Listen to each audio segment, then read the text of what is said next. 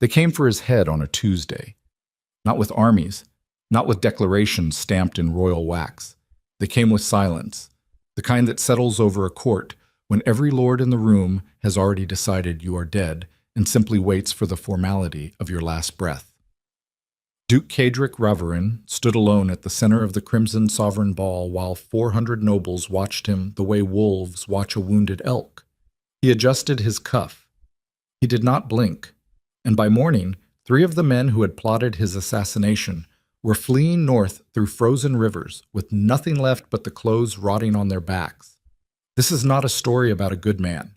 This is a story about what happens when the most dangerous person in the kingdom decides that survival is the only religion worth practicing, and what it costs him to be right. The fortress of Ravarin Keep did not sit on the cliffs above the Greymarsh Sea so much as it grew from them, black stone fused with volcanic rock so ancient that no historian could determine where nature ended and architecture began. Iron bells hung in 7 towers along the northern wall. They rang at dawn. They rang at dusk. And on nights when the Duke passed judgment, they rang until the condemned stopped screaming. Cedric Ravarin walked the east corridor alone at 4 in the morning, boot heels striking limestone in a rhythm so precise that the 2 guards stationed at the far stairwell heard him coming a full 30 seconds before he appeared. They straightened. They lowered their eyes. One of them, a young recruit from the river provinces, barely 20, visibly stopped breathing until the Duke passed. Fear was the architecture of this place. Every stone had been laid with it. Every chandelier, every velvet curtain, every ancestral portrait staring down from gilded frames existed not for beauty, but for a single, relentless message. You are inside something larger than yourself, and it will crush you without hesitation. Cedric entered the war chamber and closed the door behind him. The room smelled like cold iron and candle wax. Maps covered every surface, territorial boundaries, trade routes, military positions marked with colored pins that tracked the movement of 6 noble houses simultaneously. A half-empty bottle of whiskey sat on the edge of the central table beside a dagger used as a paperweight. He poured himself 2 fingers, drank it standing, then he pulled open his shirt collar and examined the wound beneath. The scar ran from his left collarbone to the 4th rib, still raw, still pink at the edges where the surgeon's thread held torn muscle together. 3 weeks old, the second assassination attempt in 5 months, delivered by a servant who had worked inside the keep for 11 years before someone offered him enough gold to slide a blade between the Duke's ribs while he slept. Cedric had killed the man with his bare hands before the blade finished its work. He touched the scar now with 2 fingers. Not gently. The way a man touches something he needs to remember. Pain was information. It told you who was moving against you. It told you how close they were willing to get. And most importantly, it told you exactly how much time you had left before the next one came. The door opened without a knock. "You look like absolute hell," said Lord Theron Ashwick, leaning against the doorframe with his arms crossed, and an expression somewhere between concern and clinical assessment. "You didn't knock. I stopped knocking 3 years ago when you threw a candlestick at my head for interrupting your brooding at a reasonable hour." Theron crossed the room and helped himself to the whiskey without asking. He was the only man alive permitted to do so. "The physician says you haven't let him check the wound since last week." The physician talks too much. The physician is trying to keep you from dying of infection, which would be a profoundly stupid way for the most feared man in Valorith to exit the stage. Theron sat on the edge of the table, glass in hand, watching Cedric with the easy familiarity of someone who had survived long enough inside the Duke's orbit to stop flinching. "You need to sleep. I need to find out who funded the second attempt. You need to sleep first and interrogate later. You're no good to anyone running on whiskey and spite." Cedric turned from the window. The candlelight caught the planes of his face, the hard jaw, the deep-set eyes that held something worse than anger. Exhaustion. The kind that doesn't come from missed sleep, but from years of carrying a weight no one else could see. "Spite is the only thing keeping this house standing, Theron. You know that." "I know you believe that, which is exactly the problem." Silence settled between them. Outside, wind howled across the cliffs, and the sea threw itself against the rocks below with the mindless persistence of something that had been trying to destroy this coastline for 10,000 years and would keep trying for 10,000 more. Kadric finished his drink, set the glass down hard enough to crack the base. The Crimson Ball is in 6 days. I'm aware. Every house that wants me dead will be in this room, smiling at me, drinking my wine, dancing on my floors. And I will smile back, because that is what power requires. You stand in a room full of people who would gut you for your title, and you make them believe, not hope, not suspect, believe that destroying you would cost more than they are willing to pay. Theron studied him for a long moment. And Lady Vale. The name landed like a stone dropped into still water. Kadric's expression did not change. That was the tell. With any other subject, his face moved. Irritation, calculation, the micro-expressions of a man constantly processing threat assessments. But when Theron said her name, everything went still. What about her? Her father's estate collapsed, debts to 3 major houses. She has no protector, no income, and no allies. Every vulture in the northern provinces is circling. If you don't bring her inside these walls, someone else will claim her holdings by force and marry her off before the first snow. I'm aware of Lady Vale's situation. Then why haven't you acted? Kadric looked at him with something cold and absolute. Because bringing her here changes everything. Once she's inside Ravern Keep, every house in Valorith reads it the same way. Possession, alliance, weakness. They see a woman beside me and they don't see strategy. They see leverage. Or they see strength. Nobody in this kingdom sees strength and attachment, Theron. They see a target. Theron set down his glass and stood. He was perhaps the only man who could hold the Duke's gaze without flinching, and even he felt the temperature in the room drop when Kadric decided a conversation was over. You're going to bring her anyway, Theron said quietly, because you've already made the decision. You made it the moment you heard her father was dead. You just haven't admitted it yet. He left the ward chamber without waiting for a response. Kadric stood alone in the candlelight for a long time after that. The map spread before him, like the anatomy of a kingdom he had spent his entire adult life holding together through force, manipulation, and the careful cultivation of terror. 27 noble houses, 14 trade routes, 6 military garrisons, 3 known conspiracies, and 1 woman whose existence had become the single most dangerous variable in his calculations. He poured another drink. He did not sleep.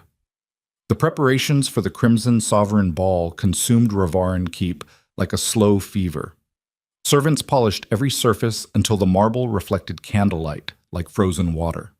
Kitchen staff worked in 18-hour shifts preparing courses designed to demonstrate wealth so obscene it bordered on threat. The crystal towers above the grand ballroom were fitted with 10,000 candles arranged in geometric patterns that cast shifting light across gold-leafed ceilings, depicting ancient battles where House Ravern always stood victorious. Everything was performance. Everything was war conducted through beauty. On the 4th day before the ball, a black carriage arrived at the lower gates carrying Lady Seraphine Vale and a single trunk containing everything she owned. Kadric watched from the observatory window 300 feet above. He could see the carriage. He could see the guards opening the gate. He could see her step onto the cobblestones in a traveling cloak the color of storm clouds, her dark hair caught by wind coming off the sea. She looked up at the fortress, not with fear, not with gratitude, with assessment. She was measuring the cage before stepping inside it. Something shifted behind Kadric's ribs that had nothing to do with the half-healed scar. He crushed it immediately. Sentiment was a crack in armor. Cracks got you killed. He turned from the window and summoned his head of household. Lady Vale is to be given the Eastern Suite, full wardrobe, personal attendance. She dines with me tonight, alone. Yes, Your Grace. And Marcus? Your Grace? If anyone in this castle treats her as anything less than a guest of the highest station, I will hold you personally responsible. Do I need to clarify what that means? Marcus had served House Ravern for 31 years. He did not need clarification. The Eastern Suite was the finest set of rooms in the keep outside the Duke's own chambers. Seraphine stood in the center of it. Silk curtains, mahogany furniture, a 4-poster bed draped in midnight blue, a private balcony overlooking the sea, and felt the precise sensation of an animal being fattened before slaughter. She knew what she was, the daughter of a dead lord whose estate had been consumed by debt so catastrophic that 3 noble houses had already filed claims against her family's holdings. Without protection, she would be married off within the month to whichever lord offered the highest bid. Her body, her name, her bloodline, all reduced to currency in a transaction she would have no power to refuse. Reverin Keep was not rescue. It was a different kind of transaction, but at least here she might negotiate the terms. A servant knocked and informed her that the Duke expected her for dinner at the 8th bell. Seraphine thanked her with practiced grace, waited until the door closed, then sat on the edge of the bed and pressed her hands flat against her thighs to stop them from shaking. Fear was acceptable, showing it was not. She had learned that from her father. The same father who had smiled through every banquet, every political meeting, every performance of stability, right up until whatever killed him finally caught up. She dressed carefully. Silver silk, the last fine garment she owned, saved specifically for moments when appearance was the only weapon available. The sapphire necklace that had belonged to her grandmother. Simple earrings. Hair pulled back to expose the full architecture of her face, because Seraphine Vale had learned very young that beauty was either a tool you wielded or a vulnerability others exploited, and she had made her choice a long time ago. The dining chamber was smaller than she expected. Not the grand hall, a private room with a single long table, heavy curtains, candlelight that made shadows jump across stone walls. 2 place settings. 2 glasses of wine already poured. Caedric stood at the far end with his back to her, looking out a narrow window at the sea. He turned when she entered. For 3 full seconds, neither of them spoke. The fire crackled. Wind pressed against the glass. Somewhere deep inside the castle, iron bells marked the hour. "Sit," he said. "Not please, not would you. Sit." Seraphine sat. She picked up her wine glass, held it without drinking, and waited. Caedric took the chair across from her. He moved the way large predators move. No wasted motion, every gesture carrying the implicit promise that speed existed beneath the stillness whenever he chose to unleash it. "You know why you're here," he said. "I know what people will assume about why I'm here." "And what do you assume?" "That you don't do anything without calculating the return. My father's estate controls access to the Ashenmere Pass. Whoever holds Vale lands controls the Eastern Trade Corridor. I'm not here because you're generous, Your Grace. I'm here because I'm useful." The corner of his mouth moved. Not quite a smile. Something harder. Something that might have been respect if respect weren't so dangerous to offer in a place like this. Most people take at least a week before they stop pretending gratitude. Most people haven't lost everything in the span of a single season. It simplifies your perspective considerably. He studied her the way he studied maps, searching for weaknesses, supply lines, points of entry. She felt it like a physical weight. The intensity of his attention was almost unbearable, not because it was hostile, but because it was total. When Caedric Raverin looked at you, there was nowhere to hide. "Your father was a good man," he said. "My father is dead. Good didn't save him." "No, it didn't." "Did you know him?" "We met twice. Once at the Northern Assembly, once privately, 2 years before his death. He came to me with information about financial irregularities inside the royal treasury, transfers that didn't match official records, gold moving through channels that shouldn't exist." Seraphine's hand tightened on her wine glass. "He never mentioned that." "He wouldn't have. The information was dangerous enough to get him killed." A pause. "Which evidently it did." The room contracted around her. She felt the floor shift beneath her understanding of everything she thought she knew about her father's death. The physicians had called it sudden illness. The court had expressed appropriate sympathy. The debts had appeared within weeks, so perfectly timed that they consumed the estate before anyone could mount a legal challenge. "You're telling me he was murdered?" "I'm telling you that men who ask uncomfortable questions about powerful people tend to die at convenient moments. Draw whatever conclusion you want." "And you did nothing." The words came out colder than she intended. Caedric didn't flinch. He picked up his wine and drank slowly, watching her over the rim with eyes that held something she couldn't quite identify. not guilt. Men like him had cauterized that nerve long ago. Something closer to acknowledgement, the unflinching recognition that he had weighed a man's life against strategic advantage and chosen strategy. I did what I could do without exposing the larger operation. Your father's death was one thread in a pattern I've been tracking for 3 years. Pulling it prematurely would have alerted the people responsible and destroyed any chance of stopping what they're building. What are they building? That is not a conversation for tonight. You brought me into your castle. You're telling me my father was killed, and now you want to control the pace of my understanding like I'm one of your servants waiting for permission to breathe? Cadric set his glass down. The sound was very quiet and very final. I brought you here because every alternative was worse. Left unprotected, you would be claimed by Lord Harwick or Duke Pellerin within the month. Harwick would use your lands and discard you. Pellerin would marry you to his son, a boy with a documented taste for cruelty toward women who can't fight back. I'm giving you the only option that preserves your autonomy, your dignity, and your life. If the price of that is patience, while I dismantle a conspiracy that threatens this entire kingdom, then yes, Lady Vale, I expect you to wait. The silence after his words was absolute. Seraphine held his gaze. She did not look away. She did not soften. And she did not thank him, because gratitude in this moment would have been surrender, and whatever else she had not lost that. I'll wait, she said, but I won't be kept in the dark. If my father died for this, I have a right to know what killed him, all of it. Cadric studied her for a long moment. Something passed through his expression, fast, almost invisible, like light through deep water. Then it was gone. You remind me of him, he said quietly. He didn't back down either. And it got him killed. Yes.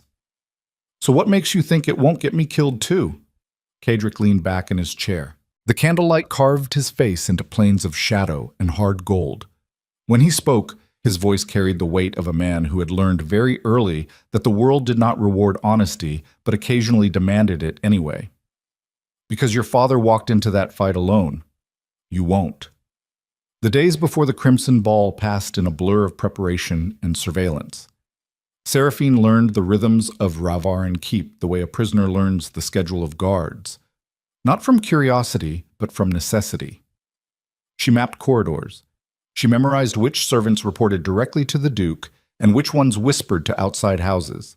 She catalogued the faces of visiting nobles and cross-referenced them with the names her father had kept in a private journal she had smuggled inside her single trunk. The journal was coded. Her father had been careful, obsessively, desperately careful, and still it hadn't saved him. But the names were there, the connections, the financial threads that tied specific noble houses to transfers her father had traced, before whatever he found consumed him. Seraphine worked through the cipher at night, alone in the eastern suite with the curtains drawn and the door locked, translating her father's careful script into a map of corruption so vast it made her hands tremble. 3 names appeared more frequently than any others: Chancellor Malrek Voss, Lord Harwick of the Western Marches, and one name she had not expected, one name that stopped her cold and made her sit back from the desk with the taste of copper on her tongue. Lady Isolde Ravarin, Cadric's own mother. The night of the Crimson Sovereign Ball arrived like a held breath finally released. Ravarin Keep blazed against the black cliffs, every window burning with golden light that could be seen from ships 20 miles at sea. Carriages lined the mountain road for a quarter mile, each one carrying nobles dressed in wealth so elaborate it bordered on combat, every jewel a statement, every gown a territorial claim, every sword worn at the hip a reminder that civilization in Valorith was a performance maintained by mutual agreement and the implicit threat of what happened when that agreement collapsed. Seraphine descended the central staircase wearing silver silk and the sapphire necklace, and 400 people turned to watch her. She felt Cadric's gaze before she found him in the crowd. He stood on the throne platform in black military velvet, one hand resting behind his back, watching her with an expression that held no warmth, no softness, no readable emotion of any kind, just absolute concentrated attention, the full force of a mind that had been trained since childhood to identify the most important variable in any room and never lose sight of it. She reached the bottom of the stairs. The orchestra played. Conversations resumed with the artificial ease of people pretending they hadn't just witnessed something significant. Kedrick crossed the ballroom floor to meet her. The crowd parted for him the way water parts for the hull of a warship, not willingly, but because resistance was not a viable option. "You look like you're about to go to war," she said. "Every ball is a war. The only difference is the casualties are political. And here I thought you invited me for the dancing." Something flickered behind his eyes, almost imperceptible. If she hadn't been watching with every nerve in her body tuned to read this man, she would have missed it entirely. Amusement, genuine, unguarded, instantly suppressed. "Dance with me," he said. Not a question. She took his hand. The orchestra shifted into a waltz, slow, deliberate, built on a melody that felt like falling from a great height in complete control. Kedrick led with the same precision he applied to everything. His hand at her waist was firm, without pressure. His steps were measured, exact, dictated by a sense of spatial control so refined it felt less like dancing and more like being guided through a mathematical proof. Seraphine followed because she was good at this, because her mother had drilled formal dance into her body before she could read, and because following did not mean surrender. It meant gathering information. "Everyone is watching us," she said. "Everyone is always watching. The only variable is whether you're giving them the performance you choose or the one they want." "And which one is this?" "This is the one where every lord in this room understands that you are under Ravaran protection, and the cost of touching you is measured in bloodlines, not gold." She looked up at him. Their faces were close enough that she could see the faint scar that ran along his jawline. Old, white, nearly invisible unless you were close enough to feel his breath. Protection or possession? In Valorith, there is no difference. There should be. Should is a word for people who have the luxury of idealism. You don't. Neither do I. The waltz ended. They separated. The ballroom resumed its elaborate theater of smiles and strategy, while servants circulated with wine and noble families maneuvered through conversations designed to extract information without appearing to ask questions. Seraphine moved through the crowd with careful purpose, cataloging faces, listening to fragments of conversation that floated past like debris on a river. She heard Lord Harwick laughing too loudly near the western gallery. She saw Chancellor Voss speaking in low tones with a cluster of minor lords whose territories bordered the eastern trade routes. She watched Lady Isolde Ravaran, Kedrick's mother, seated in a high-backed chair near the orchestra platform, watching her son with an expression that Seraphine could not read no matter how hard she tried. The old woman's face was a closed door. Beautiful once, now carved by time into something elegant and impenetrable. She wore black lace and a single ruby at her throat, and when her eyes found Seraphine across the ballroom, they held a quality that sent ice down Seraphine's spine. Recognition. Not of Seraphine's face, of what Seraphine was becoming inside these walls. 3 hours into the ball, a lord named Davin Cresswell approached Seraphine near the eastern gallery with a glass of wine and a smile calibrated to convey harmlessness. He was young, well-dressed, and spectacularly bad at concealing his actual intentions. "Lady Vale, I hope the evening finds you well." "It finds me observant, Lord Cresswell. Your father and mine were allies once. I wanted to express my condolences personally. You could have sent a letter. Letters lack the personal touch." He stepped closer. Close enough that the gesture crossed the boundary between courtesy and claim. "Your father's estate is in a delicate position. There are those of us who remember old alliances, who would be willing to assist, discreetly, if the right arrangements were made. Arrangements. Political marriages stabilize fragile houses. It's been done for centuries. No shame in practical solutions."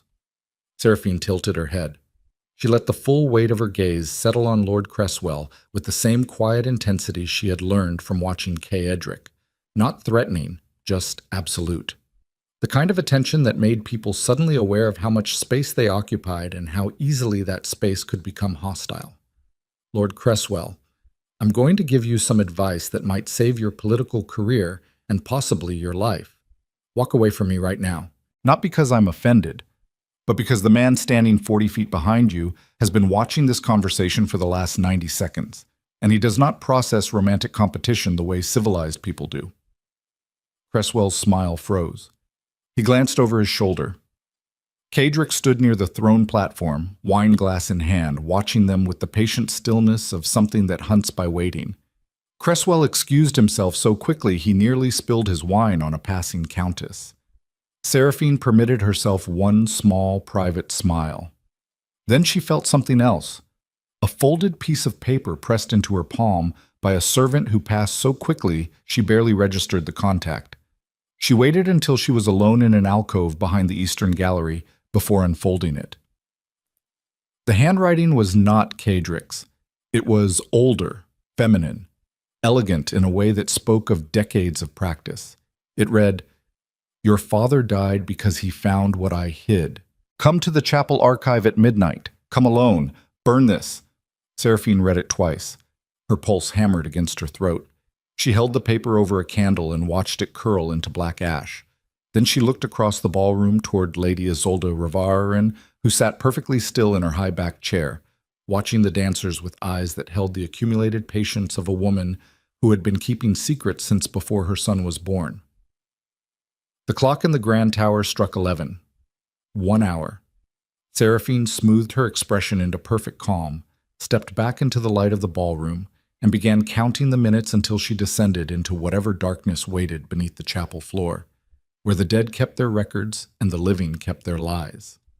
And somewhere in the crowd, Cadric Rivarin watched her move through his kingdom with an expression no one in that ballroom had ever seen on his face before. Something that looked, for just one unguarded moment, like fear. Not of her. For her. The chapel archive smelled like wet stone and centuries of silence. Seraphine descended the spiral staircase beneath the nave with one hand trailing the wall and the other holding a single candle that threw her shadow 30 feet tall across masonry so old it had turned the color of bone. The music from the ballroom above was gone. The laughter was gone. Down here, the only sound was water dripping somewhere in the dark and the controlled rhythm of her own breathing, which she monitored the way a soldier monitors ammunition, because running out of calm in a place like this would get you killed faster than running out of air. The archive opened before her like a wound in the earth. Vaulted ceilings. Iron shelves bolted to the walls, sagging under the weight of leather-bound ledgers and sealed document cases stacked 3 deep. A single oil lamp burned on a stone table at the center of the room, and beside it sat Lady Isolde Rivarin, with her hands folded in her lap and her face arranged in the expression of a woman who had been waiting for this conversation for a very long time. "Close the door behind you," Isolde said. Seraphine did. The iron latch fell into place with a sound that felt permanent. "Sit." "I'll stand." The old woman's eyes moved over Seraphine with an assessment so thorough it felt surgical, not hostile, worse, clinical, the way a physician examines a patient before delivering a diagnosis that will rearrange the rest of their life. "You have his stubbornness," Isolde said. "Your father's." He stood in almost exactly that spot, 4 years ago, with the same expression on his face, the expression of someone who believes that knowing the truth will somehow make them safer. She paused. "It didn't. You said he died because he found what you hid. What did you hide?" Isolde reached beneath the table and produced a leather document case, cracked with age and sealed with wax that had been broken and resealed multiple times. She set it on the stone surface between them with the deliberate care of someone handling something explosive. 31 years ago, my husband, Cadric's father, discovered that the royal treasury was being systematically drained through a network of fraudulent land grants. Entire territories transferred to shell estates, controlled by members of the king's inner council. The scale was staggering, not thousands, millions, enough to finance a private army twice the size of the crown's. Who was behind it? Chancellor Voss, but not alone. Voss is a functionary, brilliant, ruthless, but ultimately a tool. The architect was someone with access to the deepest financial mechanisms of the kingdom, someone who understood how to move wealth through legal structures so Byzantine that tracing them required years of forensic work. Seraphine stared at the document case. "Who?" Isolde met her eyes. "My husband." The candle flame flickered. Somewhere in the archive, water dripped against stone with the mechanical precision of a clock counting down to something inevitable. Duke Aldrich Raverin built the financial infrastructure that made Voss's conspiracy possible, Isolde continued. Her voice carried no emotion. She had stripped it clean years ago, the way you strip rust from a blade, not to make it beautiful, but to make it functional. He believed he was building a fail-safe, a shadow treasury that would protect House Raverin if the monarchy collapsed. But Voss saw what Aldrich had built and understood its real potential. A hidden financial network with no oversight, no accountability, and enough capital to overthrow the crown. And your husband? Dead. Killed in what the court called a hunting accident 17 years ago. Kedrick was 14. Seraphine felt the architecture of the story reshaping itself around her. Every assumption she had carried into this room was crumbling, replaced by something uglier and far more structurally sound. Does Kedrick know? He knows his father was murdered. He knows Voss is building toward rebellion. He does not know that his father built the machine Voss is using to do it. And he does not know that I am the one who has spent 17 years trying to dismantle it from inside without destroying our house in the process. Why are you telling me this? Isolde stood. She moved slowly, the careful movement of a body that had carried too much weight for too many years, and when she spoke again her voice had dropped to something barely above a whisper. Because I am dying. The physicians give me months, perhaps less, and because the work is not finished. Voss is close. Closer than Kedrick realizes. The coup will come before winter ends, and when it does, my son will face a choice that will either save this kingdom or destroy everything our family has built for 300 years. What choice? The same one his father faced. Whether to use the monster you've created or let it consume you. Isolde pushed the document case towards Seraphine. Everything is in here. The financial records, the network maps, the names of every lord who has taken Voss's money and every commander whose loyalty has been purchased. Your father found half of this before they killed him. I'm giving you the rest. Seraphine looked at the case. She did not touch it. Why me? Why not give this directly to Kedrick? Something moved through Isolde's face. Fast, deep, instantly controlled.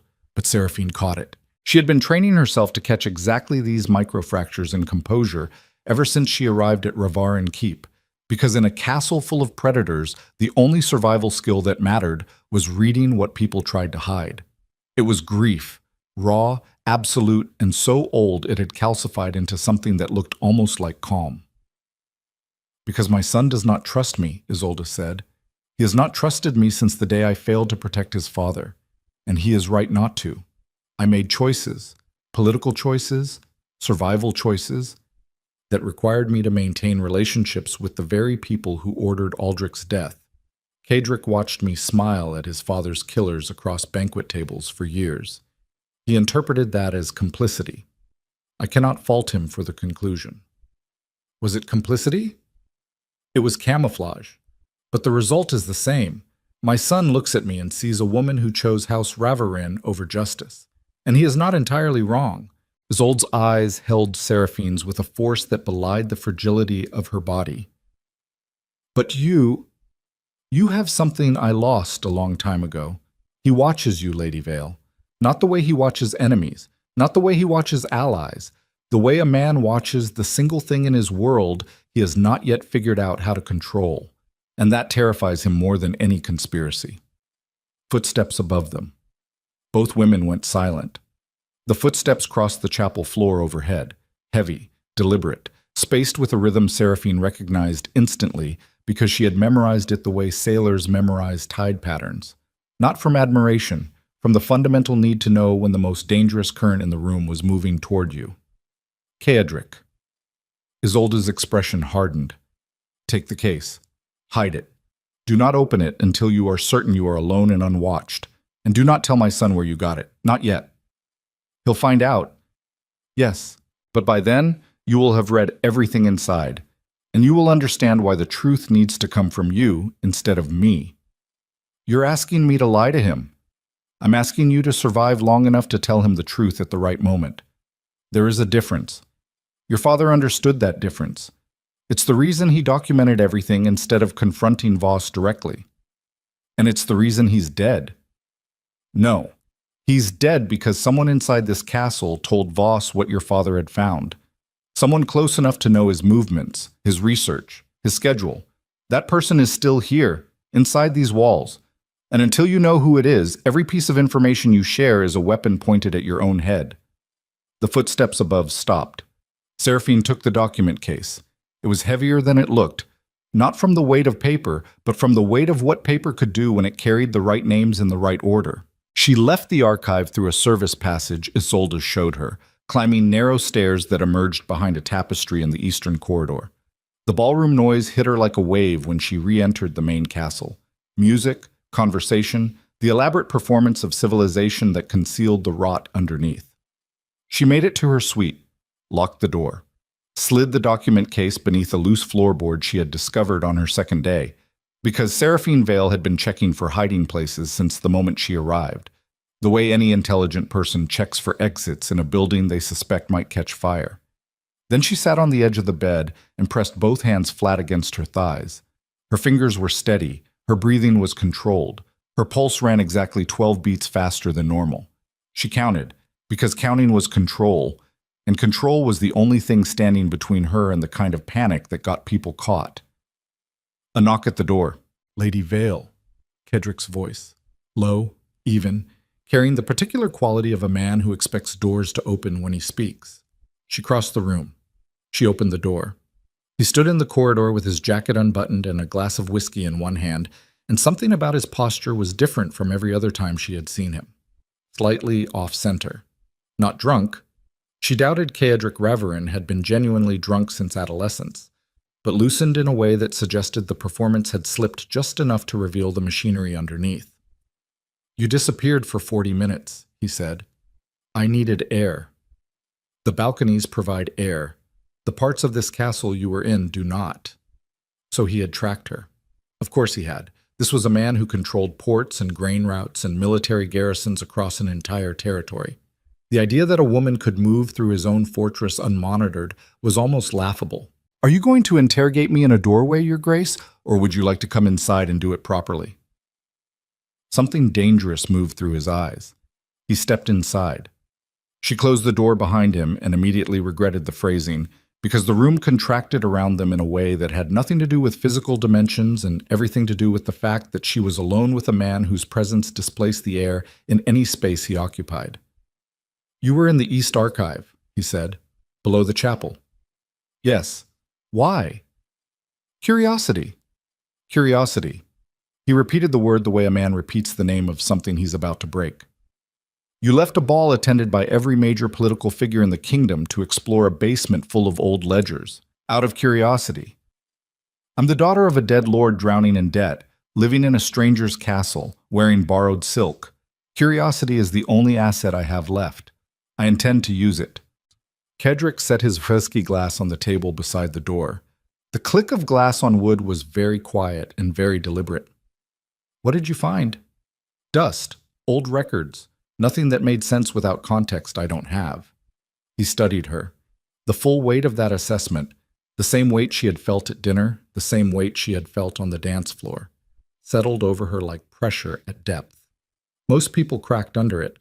Most people stammered, looked away, offered whatever truth he was searching for just to make the scrutiny stop. Seraphine did not crack. She held his gaze the way she held the banister on a steep staircase, firmly, with full awareness that letting go meant falling. "You're lying," he said. "Prove it." 3 seconds of silence. The fire in the hearth popped. Wind rattled the balcony doors. And in the narrow space between them, something shifted that neither of them had authorized. A current that ran beneath the power dynamics and the suspicion and the carefully maintained distance. Something raw and involuntary that had nothing to do with politics and everything to do with the fundamental problem of two people standing close enough to feel each other's heat while pretending the temperature in the room hadn't changed. Kedrick's jaw tightened. She watched the muscle work beneath the skin and understood that he was fighting something. Not her, not the lie, but himself. The part of him that wanted to close the remaining distance. The part that recognized, with the brutal clarity of a man who had survived by never miscalculating, that wanting her was the single most dangerous impulse he had experienced in years. "Everyone in this castle answers to me," he said. "Everyone." "Then ask your question." I am asking, what were you doing in the archive? Looking for answers about my father. And did you find them? I found enough to know that the answers are worse than I expected. His eyes narrowed. Not with anger, with recognition. He was recalibrating. She could almost see it happening. The rapid, merciless processing of new data, the adjustment of threat assessments, the quiet acknowledgement that the woman standing in front of him was not the fragile dependent he could afford her to be, but something far more complicated. Your father's death was not natural, he said. I told you that at dinner. You told me a version. I'm starting to think there are several. There's only one truth. And you have all of it? The question landed like a blade laid flat on a table. Not a threat. A test. And Kaedric heard it for exactly what it was. A challenge to admit that his understanding of his own kingdom might be incomplete.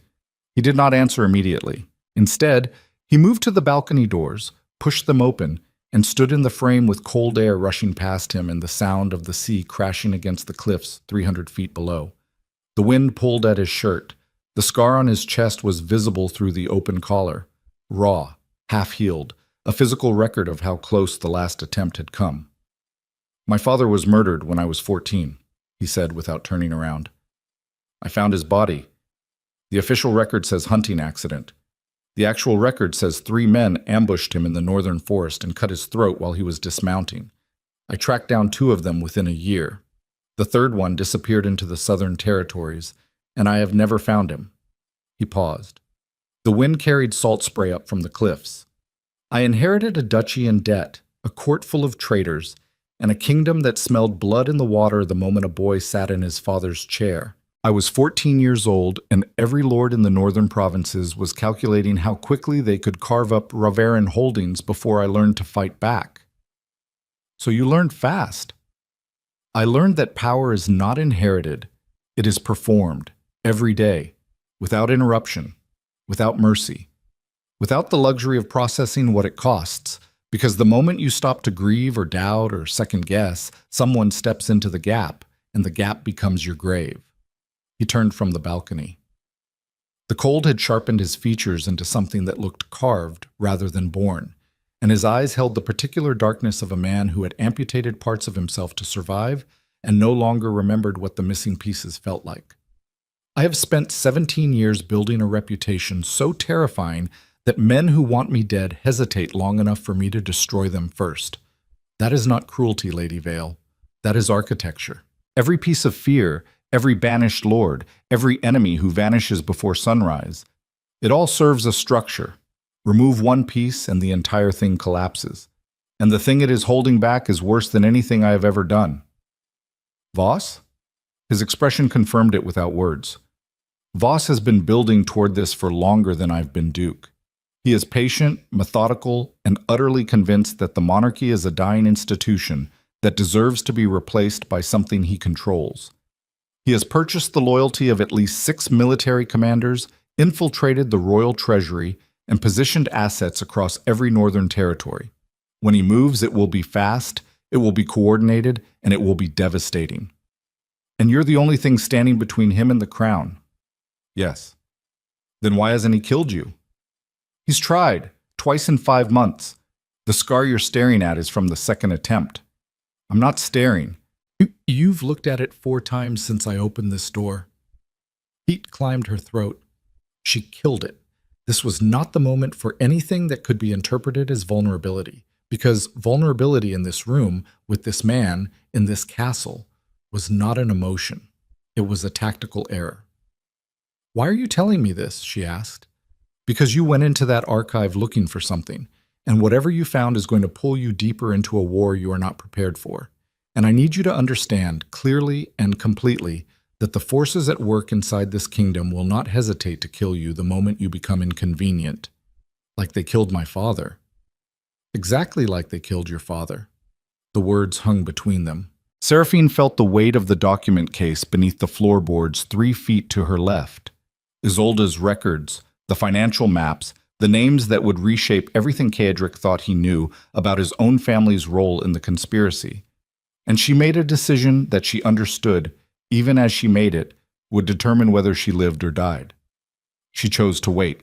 Not out of fear, not out of obedience, but because the information she held was a weapon, and weapons deployed at the wrong moment killed the person holding them as often as the target. "I need access to the archive," she said, formally, not sneaking around at midnight. "Why?" "Because my father was tracking something before he died. Financial irregularities. I have his journal, coded, partial, incomplete. But the answers are in your archive. I can find them, if you let me." Kedrick studied her for a long, unbroken moment. She could feel the calculation running behind his eyes. Risk assessment, trust evaluation, the cold mathematics of whether giving her access created more advantage than exposure. "You'll have access," he said finally, "with conditions. Everything you find comes to me first. Not Theron, not anyone else in this castle. Me, directly." "Agreed." "And Seraphine." It was the first time he had used her name. The sound of it in his voice, low, rough, stripped of title and formality, hit her somewhere beneath the ribs where rational thought had no jurisdiction. She kept her expression neutral through an act of will so concentrated it was nearly physical. "If I find out you're hiding something from me, the fact that I brought you inside these walls will not protect you. Nothing will. Do you understand?" "I understand." He held her gaze for 3 more seconds. Then he picked up his whiskey glass, crossed to the door, and paused with his hand on the latch. "Lock this door tonight. The guard rotation changes at 3. There's a 17-minute gap in the East Corridor coverage between shifts. I'm closing it, but until I do, you are not safe between 3 and 3:17. Are we clear?" "We're clear."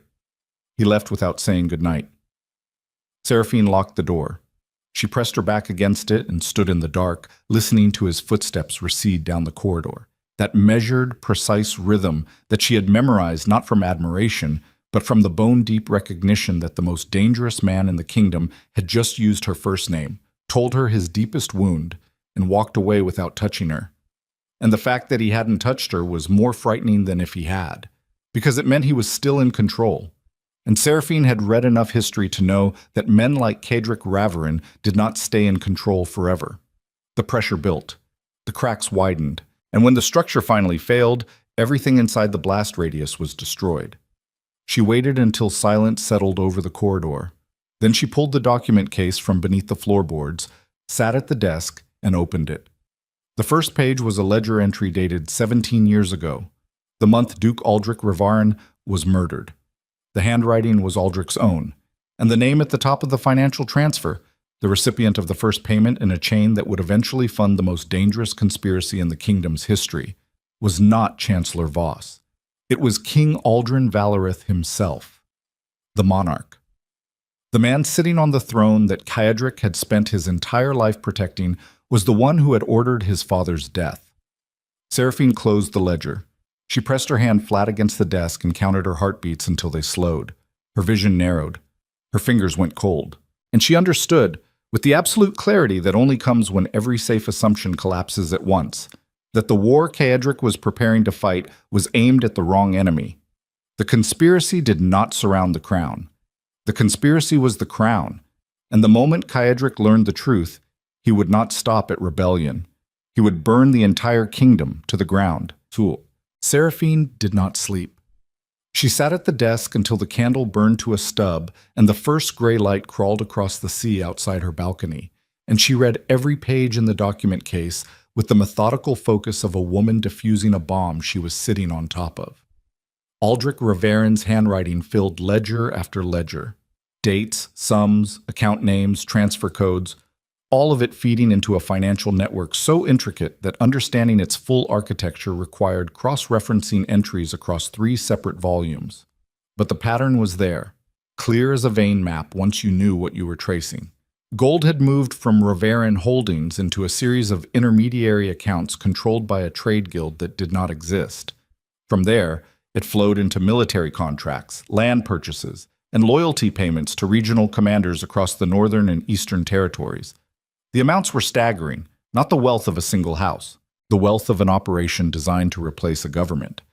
But the critical detail, the one that rewired everything, sat on page 14 of the third ledger. A sealed letter in Aldrich's hand, dated 6 days before his murder, addressed to no one. A confession written by a man who knew he was running out of time. Aldrich had built the financial network at the king's direct request. King Aldrin had commissioned it as a shadow treasury, off-books funding for military operations the Royal Council would never approve. Border wars, assassinations of foreign diplomats, suppression campaigns against provincial uprisings that the crown wanted erased from official history. Aldrich had designed the system because the king asked, and because refusing a monarch's private request was not a survival strategy available to men who wanted to keep their families alive. Then Aldrich discovered the diversion. Funds meant for crown operations were being siphoned into a parallel structure. Someone inside the king's own circle was hijacking the shadow treasury and redirecting its output toward a different objective entirely. Aldrich traced the diversion to Chancellor Voss. He brought the evidence to King Aldrin directly, expecting the monarch to act. The king already knew. Aldrin had authorized the diversion himself. Voss was not stealing from the crown. He was operating with the crown's full knowledge, building a network of military and political assets that the king intended to use when the time came to dissolve the noble houses entirely and centralize all territorial authority under the throne. The noble families of Valarith were not being conspired against by a rogue chancellor. They were being systematically dismantled by their own king. Aldrich Ravarin had died because he understood the plan and refused to continue building the machine that would execute it. The hunting accident, the 3 men in the northern forest, all of it sanctioned from the highest seat in the kingdom.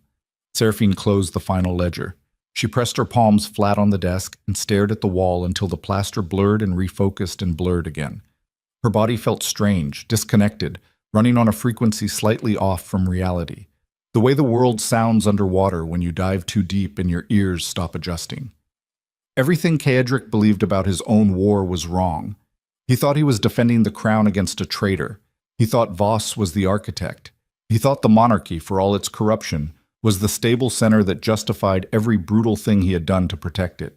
He had built his entire identity, every act of dominance, every disappeared enemy, every sleepless night in the war chamber, on the foundation that there was something worth protecting at the top. And the thing at the top had killed his father. She could not tell him. Not yet. Not like this. Because Seraphine had spent enough time studying the man to understand, with a clarity that felt like ice in her chest, exactly what this information would do to him. Caedric Ravarin did not process betrayal the way ordinary men did. Ordinary men grieved. Ordinary men raged and then recovered. Caedric would not rage. He would go quiet. The temperature behind his eyes would drop to something sub-zero, and then he would act with the kind of precision that left kingdoms in ashes and history books struggling to explain what happened. She needed proof that could not be denied. She needed allies who could survive the aftermath. And she needed time. The one resource a conspiracy this advanced was specifically designed to eliminate.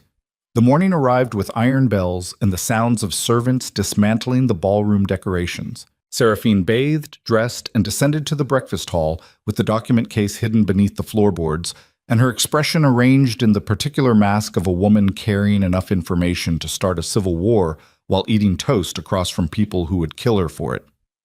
Theron was already seated when she arrived. He looked up from a plate of eggs and dark bread with the expression of a man who had consumed exactly the right amount of whiskey the night before to feel self-satisfied about it. "You look terrible," he said. "Good morning to you too, Lord Ashwick."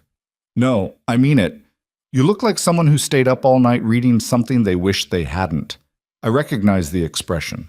I wore it for 3 straight weeks after I read Caedric's actual territorial expansion files. Seraphine poured herself tea. Her hand did not shake. She had spent 20 minutes in her room practicing the pour with a water glass until the motion was flawless, because details like that were the difference between a woman with a secret and a woman with a death sentence. "Where's the Duke this morning?" "War chamber. He's been in there since 5. Something happened last night after the ball. I don't know what, but he dismissed 3 guards and reassigned the entire East Wing rotation before dawn.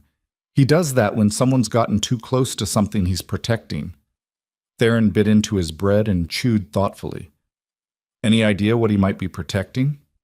"No." "Terrible liar, but I respect the commitment." She drank her tea and said nothing. Theron watched her with the shrewd, slightly worried expression of a man who understood that silence in Ravarin Keep was never empty. It was loaded.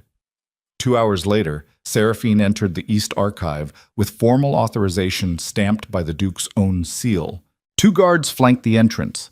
A clerk had been assigned to log every document she accessed. The oversight was absolute, which meant Caedric trusted her exactly as much as she expected. Enough to let her look, not enough to let her look unwatched. She worked backwards. Starting from the public records and moving toward the sealed sections, she built a visible trail of research that matched the story she had given Caedric, tracking her father's financial inquiries, cross-referencing trade ledgers, following the breadcrumb path that Lord Edric Vale had left in the official archive before whoever killed him had scrubbed the most incriminating entries. The scrubbing was professional.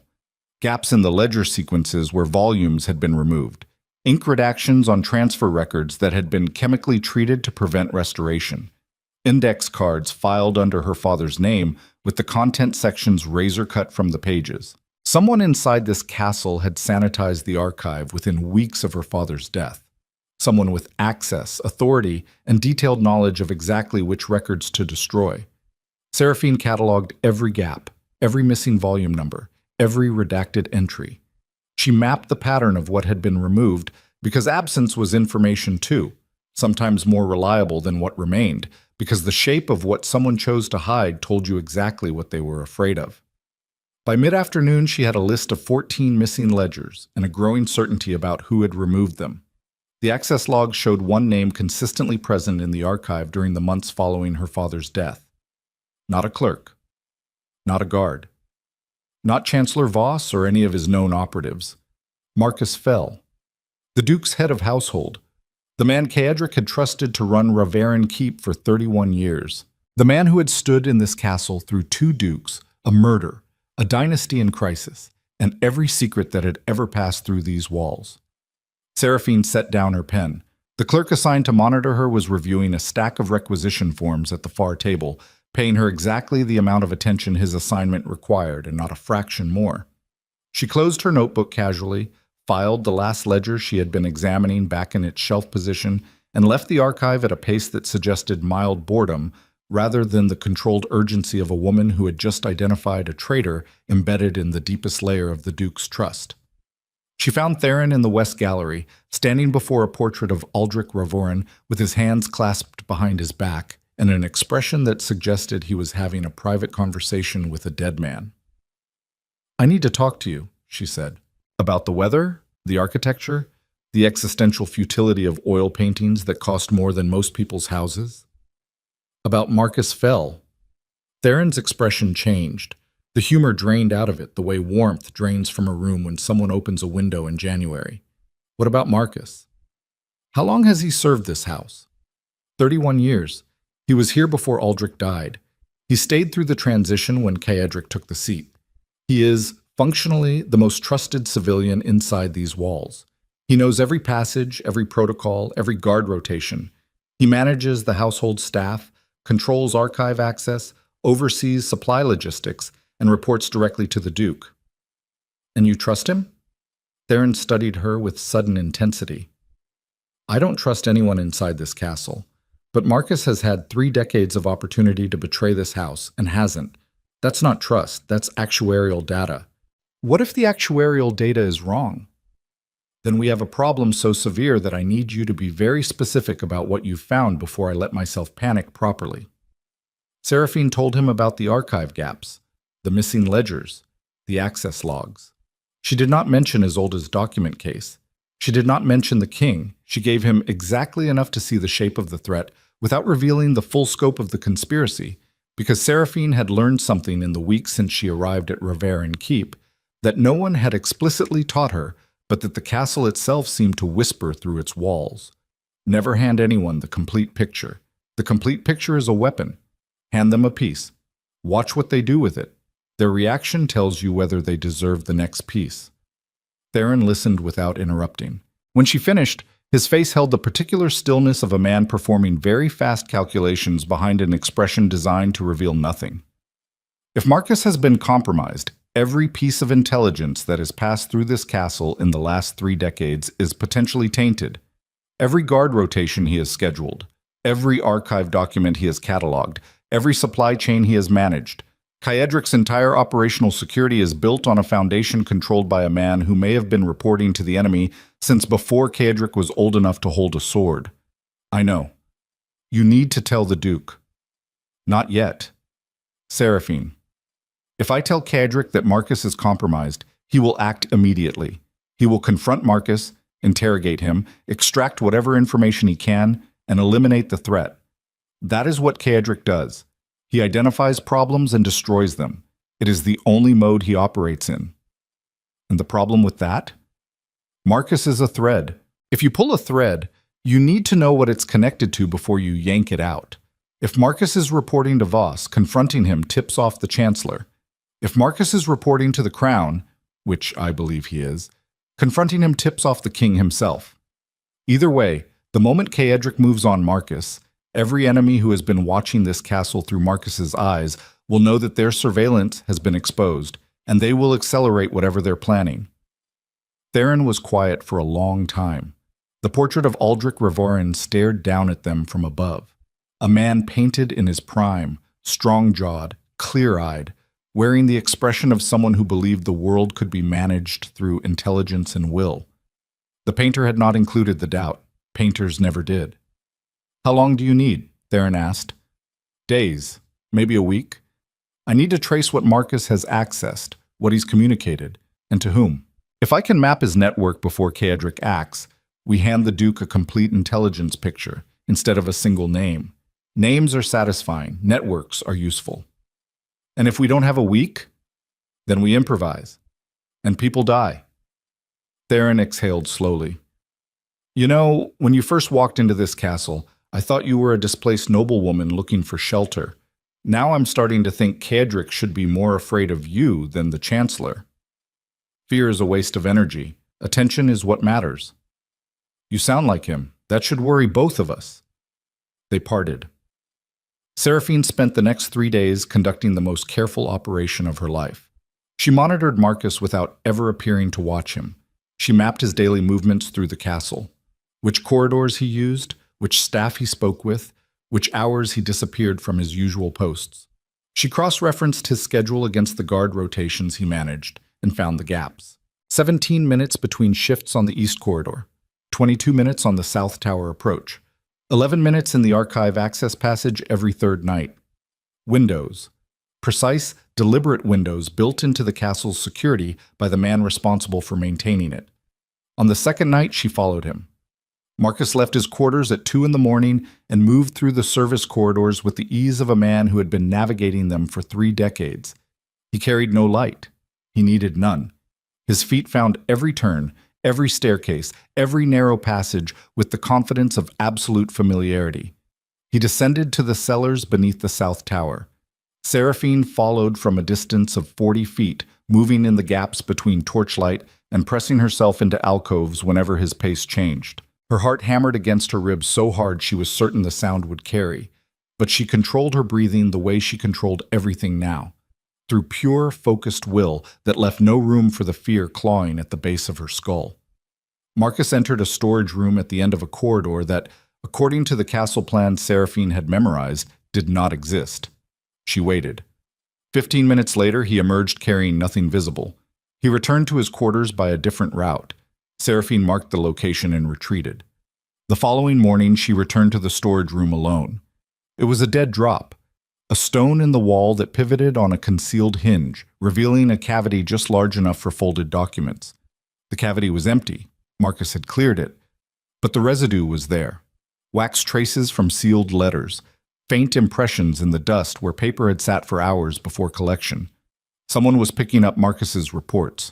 Someone with access to the castle's underground passages.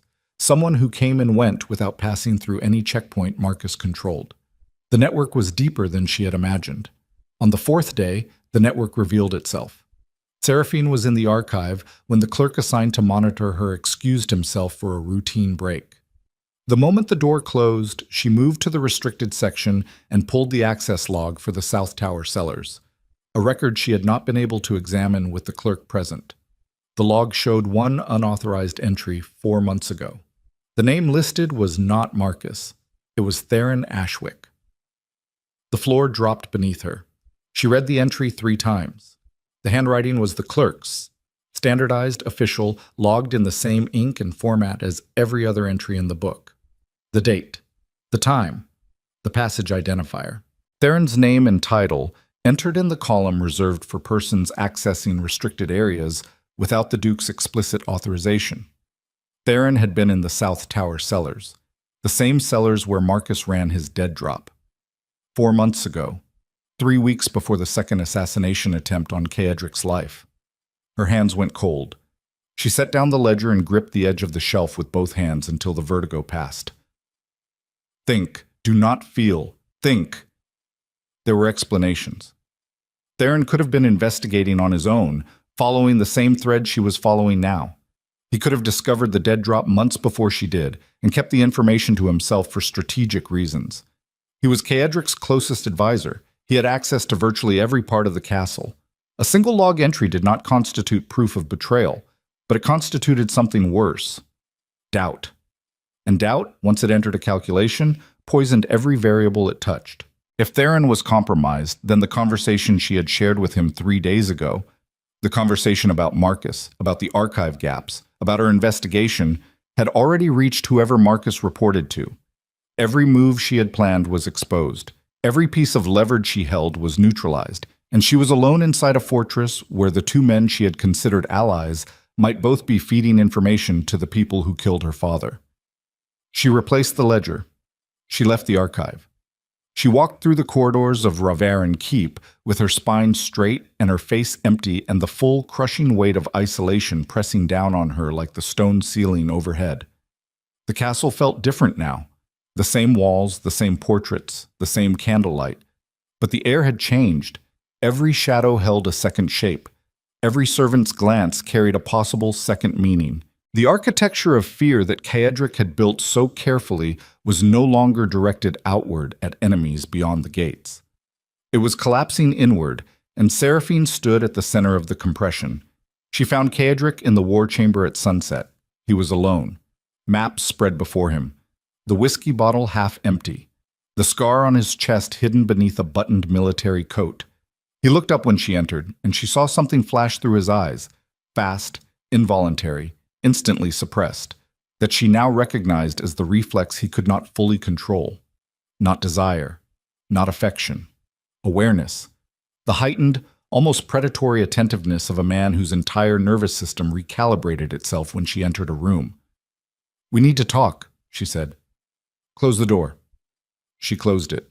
She stood across the table from him with the maps between them like a battlefield neither of them had chosen. "Your head of household is a spy." Kaedric did not move. His expression did not change. But something behind his eyes went very, very still.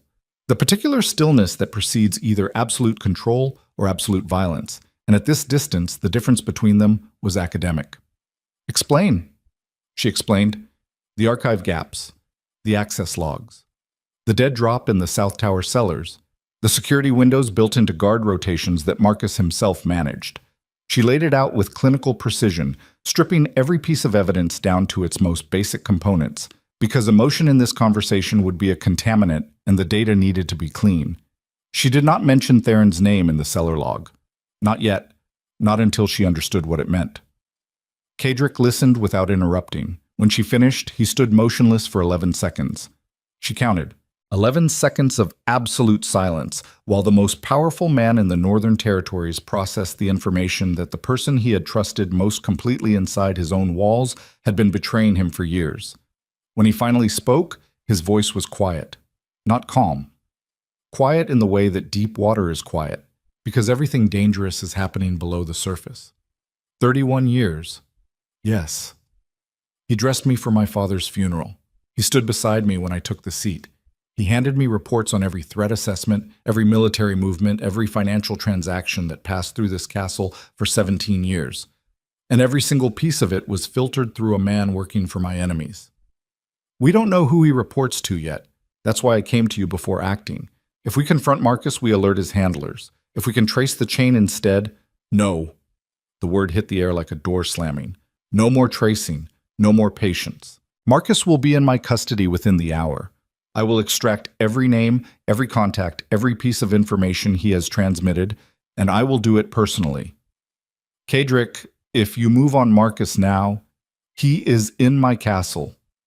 The Duke's voice dropped to something barely above a whisper, and the temperature in the room dropped with it. He has been inside my walls, walking my corridors, standing 10 feet from me while I slept for 31 years.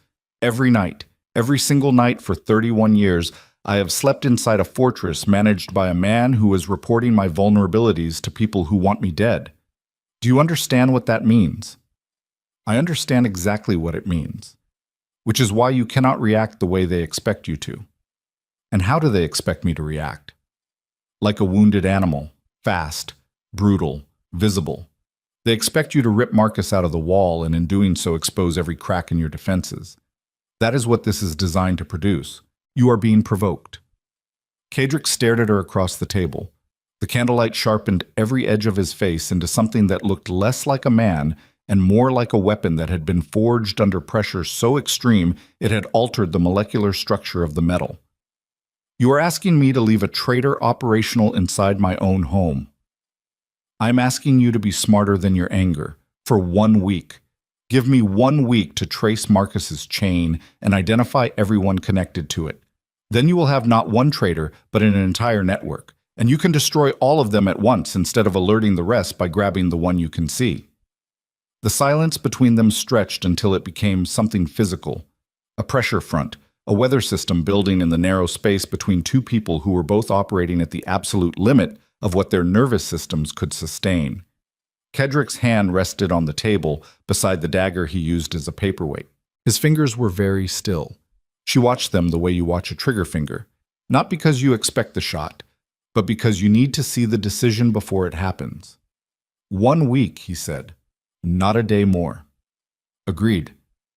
And you will tell me everything, every piece of information you uncover, every connection you trace. No delays, no strategic timing, no deciding what I'm ready to hear.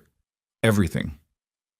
The demand landed on her like a physical weight because she was already holding back the single most devastating piece of information in the entire conspiracy.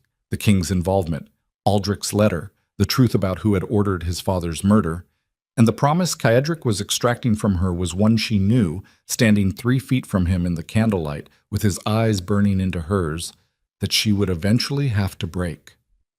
Everything, she said. The lie tasted like iron on her tongue.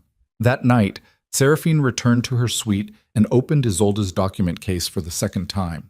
She spread the ledgers across her desk and began the work of building a map that connected Marcus Fell, Chancellor Voss, King Aldrin, and the dead Duke Aldrich into a single coherent structure. At midnight, a sound stopped her. Footsteps in the corridor outside. Not Kaedric's rhythm, not the guards, something lighter, faster, moving with the particular urgency of someone who did not want to be heard. She extinguished her candle, moved to the door, pressed her ear against the wood. The footsteps stopped directly outside her room. A folded piece of paper slid beneath the door. She waited until the footsteps retreated. Then she picked up the paper and carried it to the window where moonlight made the ink legible. The handwriting was Marcus Fell's. 2 sentences. No signature. I know what Lady Isolde gave you. By morning, so will the king. Seraphine stood in the silver light with the paper in her hand, and the full, annihilating weight of what those words meant crashing over her like a wave breaking against the cliffs below. Marcus knew about Isolde. Marcus knew about the documents. And Marcus was not waiting for Kaedric to act. He was reporting upward, directly to the crown. And the clock that Seraphine had been trying to slow just accelerated to a speed that left no room for strategy, no room for patience, no room for the careful, measured intelligence work that was supposed to give them the advantage. By morning, the king would know that his secret was exposed.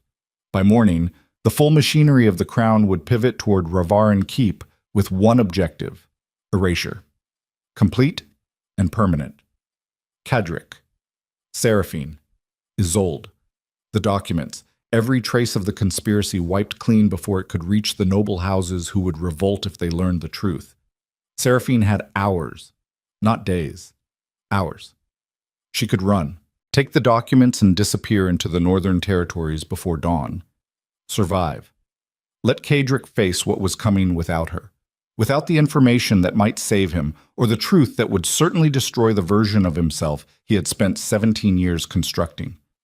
Or she could walk into the war chamber right now, put Aldrich's letter on the table in front of his son, and watch the most dangerous man in Valorith learn that the throne he had bled to protect was the hand that held the blade that killed his father. There was no middle path, no strategic delay, no elegant solution that preserved her safety and his stability and the careful architecture of secrets she had been maintaining since Isolde handed her the case beneath the chapel. The time for architecture was over. Seraphine gathered the documents. All of them. Aldrich's ledgers, Isolde's maps, the financial records, the transfer chains, the sealed letter. She placed them inside the case and held it against her chest. Then she opened her door and walked toward the war chamber.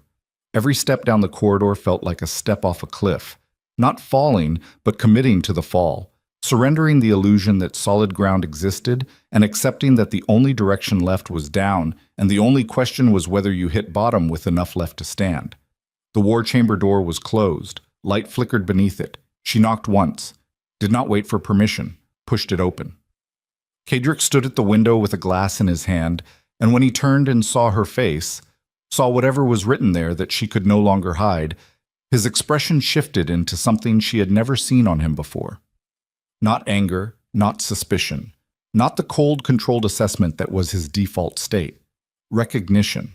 The instinctive gut-level recognition of a man who understood, before a single word was spoken, that whatever came next would change everything permanently, and there was no version of the next 5 minutes in which the world he had built remained intact. "Sit down," Seraphine said, and for the first time in his life, the Duke of Ravarin did as he was told. She placed Aldrich's letter on the table first. Not the ledgers, not the financial maps, not the network charts or the transfer chains or the 14 volumes of evidence that documented 17 years of systematic betrayal. Just the letter. One page, a dead man's handwriting, the confession of a father to a son who would never read it in time. Kadric picked it up. Seraphine watched his eyes move across the words. She tracked every micro-shift in his expression the way a seismologist tracks tremors before an earthquake. Not because she could stop what was coming, but because understanding the magnitude was the only preparation available. He read it once. His jaw tightened. He read it again. The muscles in his forearm contracted until the tendons stood out like cables beneath skin. He read it a third time, and his breathing changed. Not faster, not slower, but deeper. The kind of deliberate respiratory control that combat veterans use when their body wants to shut down and their mind refuses to let it. Then he set the letter on the table and placed both hands flat on either side of it and stood there with his head slightly bowed and his weight pressed forward through his arms, as if the table were the only thing preventing him from falling through the floor. 30 seconds of silence. 40. A minute. "How long have you known?" he said. His voice was wrong, not quiet, not loud, flattened, stripped of every frequency that made human speech sound human, reduced to pure information transfer with nothing behind it, the vocal equivalent of a room after the furniture has been removed. "Since the night of the ball. Your mother gave me the documents." "My mother. She's been working against Voss for 17 years, from inside, maintaining her position by smiling at the men who killed my father." "Yes. I noticed." He straightened, turned from the table, walked to the window where gray dawn was beginning to separate the sky from the sea. His reflection stared back at him from the glass, dark, hollowed, wearing the face of a man who had just watched the foundation of his entire existence crack down the center. "The king ordered it," he said. Not a question. A man repeating a fact to himself to test whether the words would become more bearable through repetition. They did not. "Your father discovered that the shadow treasury he built for the crown was being diverted. He confronted Aldrin directly. The king authorized his elimination to protect the operation." "And Voss?" "Voss is the king's instrument. Always has been. The coup he's building isn't a betrayal of the monarchy. It's the monarchy's own design. Centralize all territorial power under the throne, dissolve the noble houses. Voss handles the execution, the king provides the authority. Kedrick pressed his forehead against the window glass. The cold must have been brutal, pre-dawn, stone walls, the sea wind bleeding through every crack in the fortress. But he did not flinch. He stood there with his skull against frozen glass, and his eyes open, and Seraphine understood that she was watching a man undergo a transformation that had no external markers because it was happening at a depth where the body could not follow. Everything he had built, every alliance, every threat, every enemy destroyed, every sleepless night in this room planning the defense of a crown that deserved defending, all of it had been in service to the man who murdered his father. 17 years of loyalty aimed at the wrong target. 17 years of brutality justified by a cause that was, itself, the source of the disease. The realization did not break him. That was the terrifying part. Seraphine had expected rage. She had expected the explosion, the table overturned, the glass shattered, the volcanic eruption of a man whose entire identity had just been invalidated. She had braced for it. What she got was worse. Kedrick turned from the window, and his eyes were clear. Not calm. Clear. The way glass is clear after a fire has burned away everything on the other side of it, leaving nothing but transparency and the faint smell of ash. Marcus delivered a note to my room tonight, Seraphine said. He knows about the documents. He's reporting to the crown. By morning, the king will know everything. Then we have until morning. Kedrick, how many soldiers in the keep garrison are mine, personally mine, not crown loyalists, not men Marcus recruited, men I selected, trained, and paid from Ravarian accounts that never touched the main treasury? She stared at him. The shift was instantaneous, grief to calculation, devastation to operational planning, the emotional wound sealed shut with the ruthless efficiency of a man who had learned at 14 that survival did not wait for you to finish feeling. I don't know the exact number. Theron does. Get him. There's something about Theron you need to... Get him now. She went. The corridors of Ravarin Keep were silent at this hour. The dead space between the last servant's retirement and the first guard rotation of dawn. Her footsteps echoed against stone, and she felt the castle's weight above her and around her and below her, 300 years of accumulated power concentrated in a structure that was about to become either a fortress or a tomb, depending on what happened in the next 6 hours. She found Theron's quarters and knocked hard enough to bruise her knuckles. He opened the door in a half-buttoned shirt with a knife already in his hand. His eyes found her face, and whatever he read there woke him faster than any alarm. War chamber, now. What's happened? Everything. Theron did not ask again. He followed. They reached the war chamber, and Seraphine closed the door behind them and watched Kedrick turn from the window to face his oldest friend with an expression that could have frozen rivers. I need a number, Theron.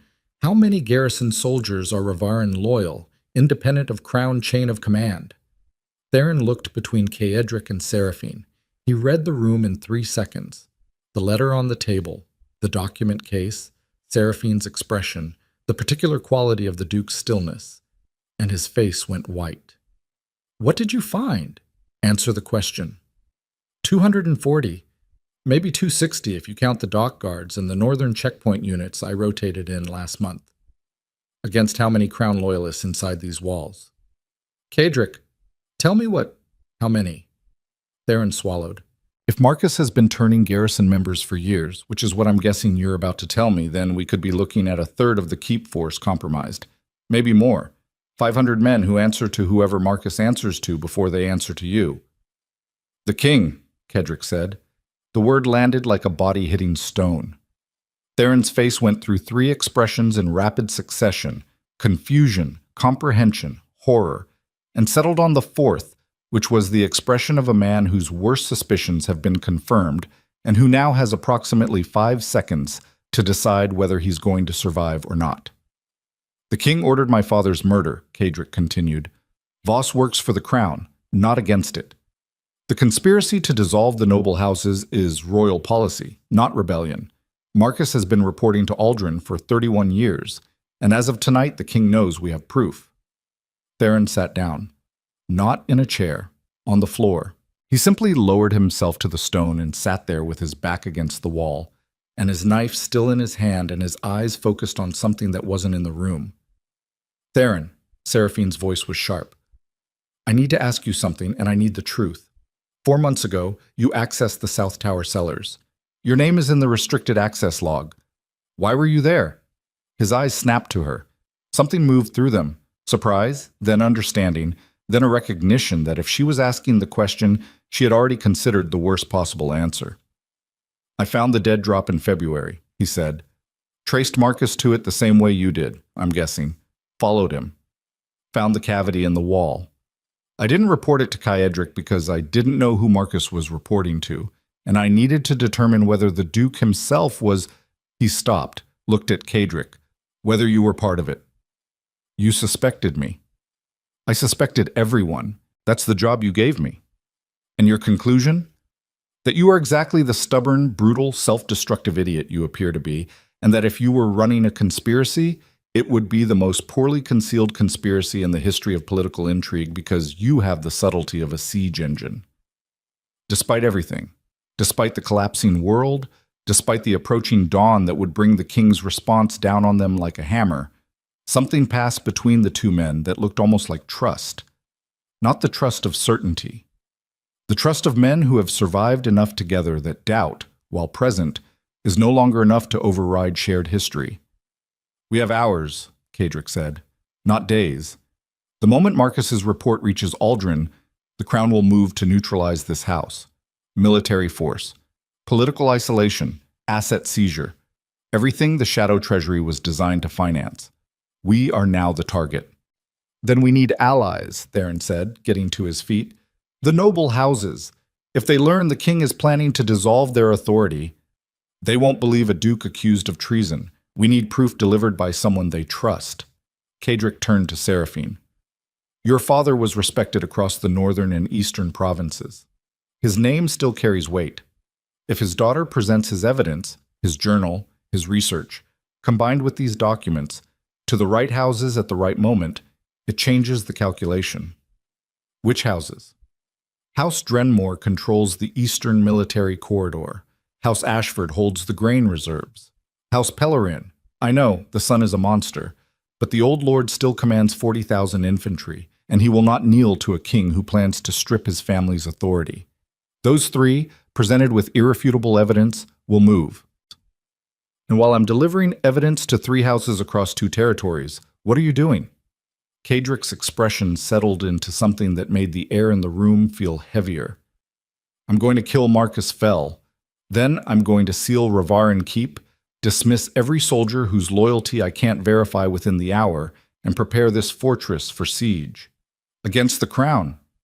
Against anyone who comes through those gates. Seraphine stared at him across the war chamber. The candles had burned low.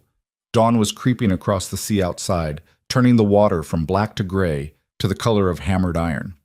In 6 hours, the world they occupied would no longer exist. The structures that had defined their lives, the monarchy, the noble hierarchy, the elaborate fiction of lawful governance, would be replaced by something older and simpler and far more honest. Raw power, applied without pretense. You'll be starting a civil war, she said. The Civil War started 17 years ago when the king murdered my father. I'm just the last one to find out.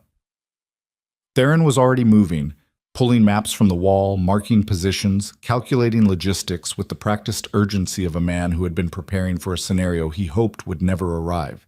His hands were steady. His face was not. Seraphine leaves within the hour, Kaedric said. Theron, arrange a military escort. 12 riders, armed, Ravarin loyal confirmed. She takes the northern pass to Drenmore first, then east to Ashford. Avoid the King's Highway. Crown patrols will be mobilizing before noon. And Pellerin? I'll send a raven to the old lord.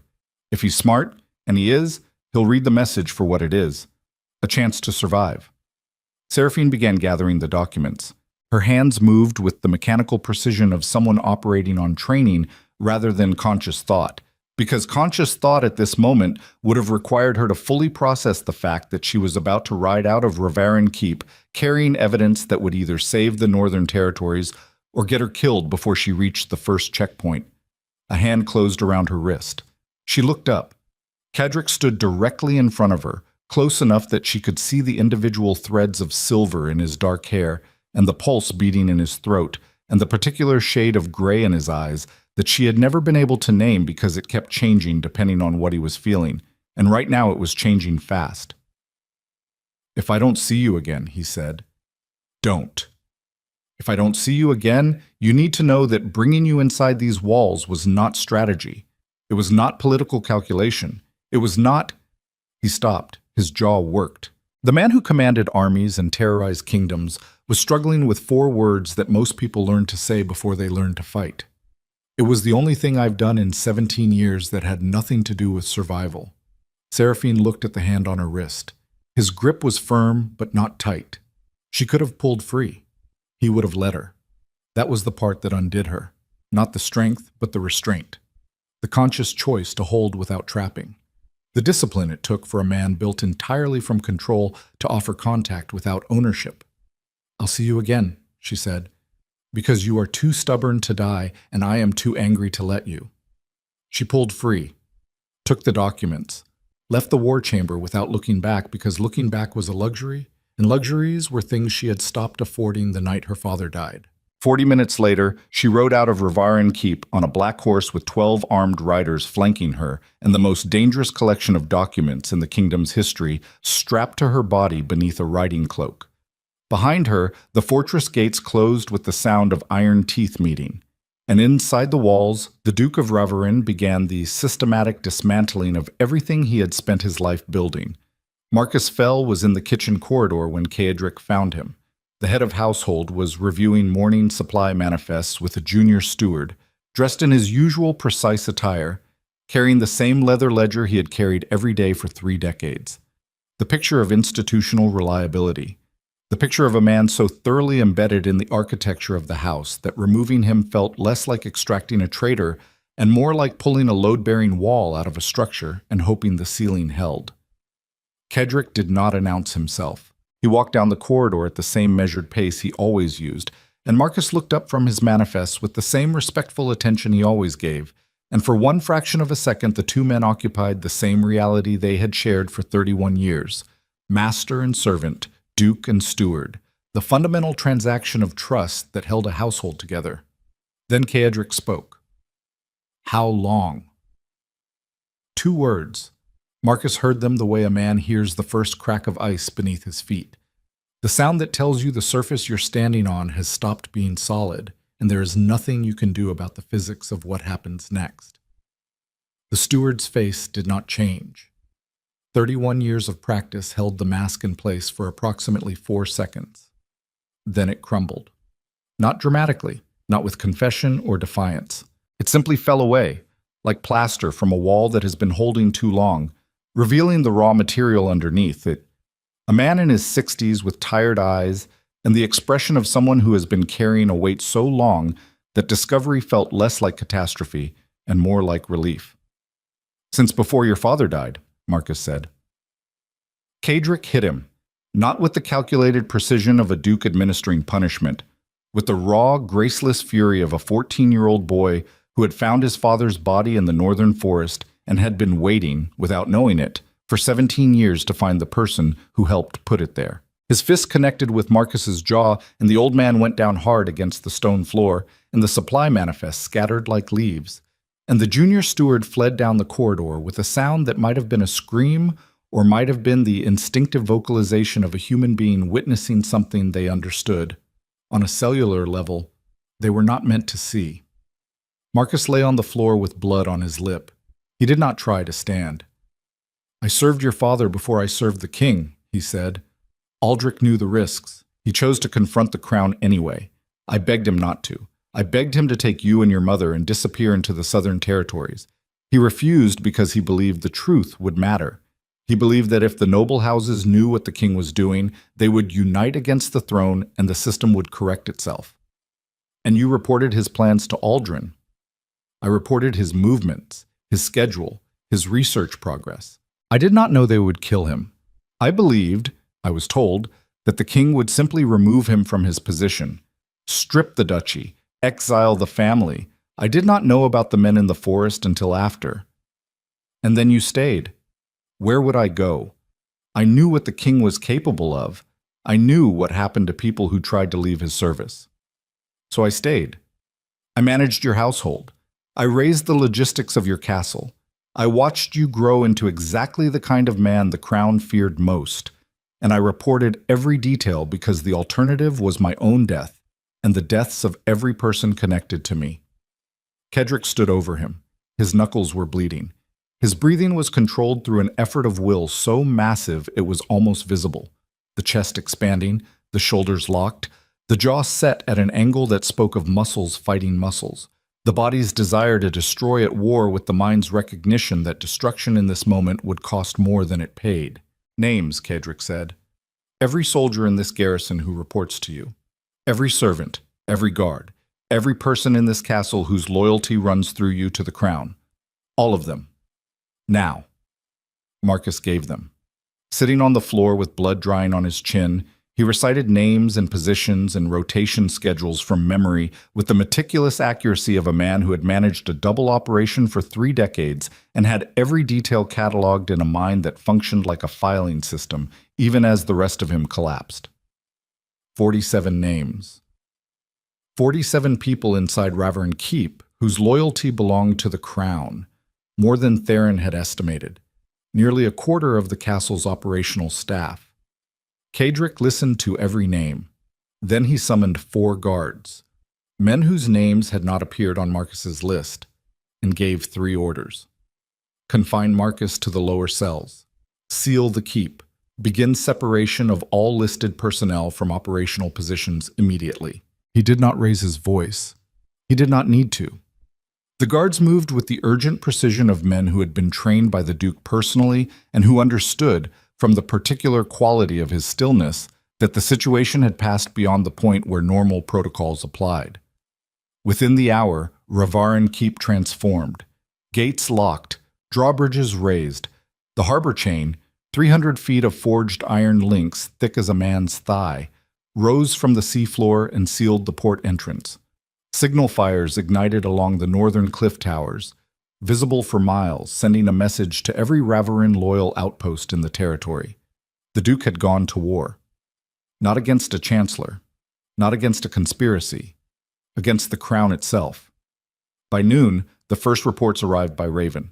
Crown forces were mobilizing from the southern garrisons. 3 regiments under royal command, supplemented by mercenary companies financed through the Shadow Treasury. Estimated arrival at Raverin territory, 4 days. By evening, a second Raven arrived. House Drenmore had received Seraphine's evidence. Lord Drenmore had read the documents. His response was 3 words long. We are coming. By nightfall, a third Raven. House Ashford. 6 words. The grain routes belong to Raverin. Kedrick stood in the war chamber reading the messages by candlelight, while Theron marked positions on the territorial map, and the sound of soldiers drilling in the courtyard below rose through the stone floors like a heartbeat accelerating towards something it could not stop. Pellerin hasn't responded, Theron said. He will. And if he doesn't? Then we fight with what we have. Against 3 crown regiments and a mercenary force funded by the largest shadow treasury in the kingdom's history, with 260 men and whatever Drenmore and Ashford can field in 4 days. Kedrick set down the Raven messages. He looked at the map. He looked at the positions. He looked at the fortress around him, the walls his family had built, the towers where iron bells had rung for 3 centuries, the corridors where he had walked as a boy before the world taught him that walking without armor was the same as walking without skin. Every man who comes through those gates will have a choice, he said. Serve a king who plans to erase every noble house in this kingdom, or stand with the man who has proof. I don't need them to love me, Theron. I don't need them to trust me. I just need them to understand the math. And the math is very simple. If Aldrin wins, everyone in the Northern Territories loses everything. If I win, they keep what's theirs. And if nobody wins, then the kingdom deserves whatever comes next. The 4th day arrived with black clouds rolling in from the western sea and the sound of drums. Crown forces appeared on the southern ridge at dawn. Thousands of soldiers in royal blue and silver, cavalry flanking the main column, supply wagons stretching back along the king's highway like a spine made of wood and iron. At the center of the formation, beneath the royal standard, rode Chancellor Voss in polished armor that had never seen combat, surrounded by a personal guard of 50 men chosen for loyalty rather than skill. The king himself had not come. Kings never came. They sent instruments.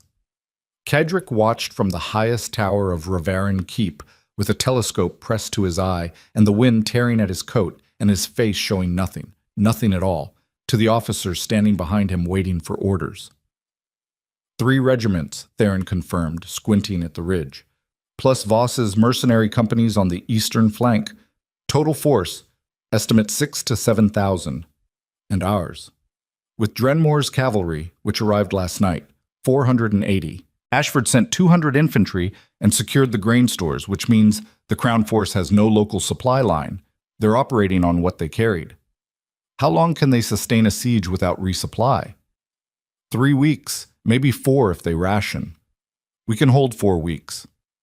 We can hold 4 weeks if nothing goes wrong. If the walls hold, if the harbor chain holds. If Pellerin, a horn blast from the southern watchtower, 3 long notes. Theron stopped mid-sentence and turned. From the eastern mountain pass, emerging through the morning fog like a tide of iron and horseflesh, came the army of House Pellerin. 40,000 infantry, 8,000 cavalry.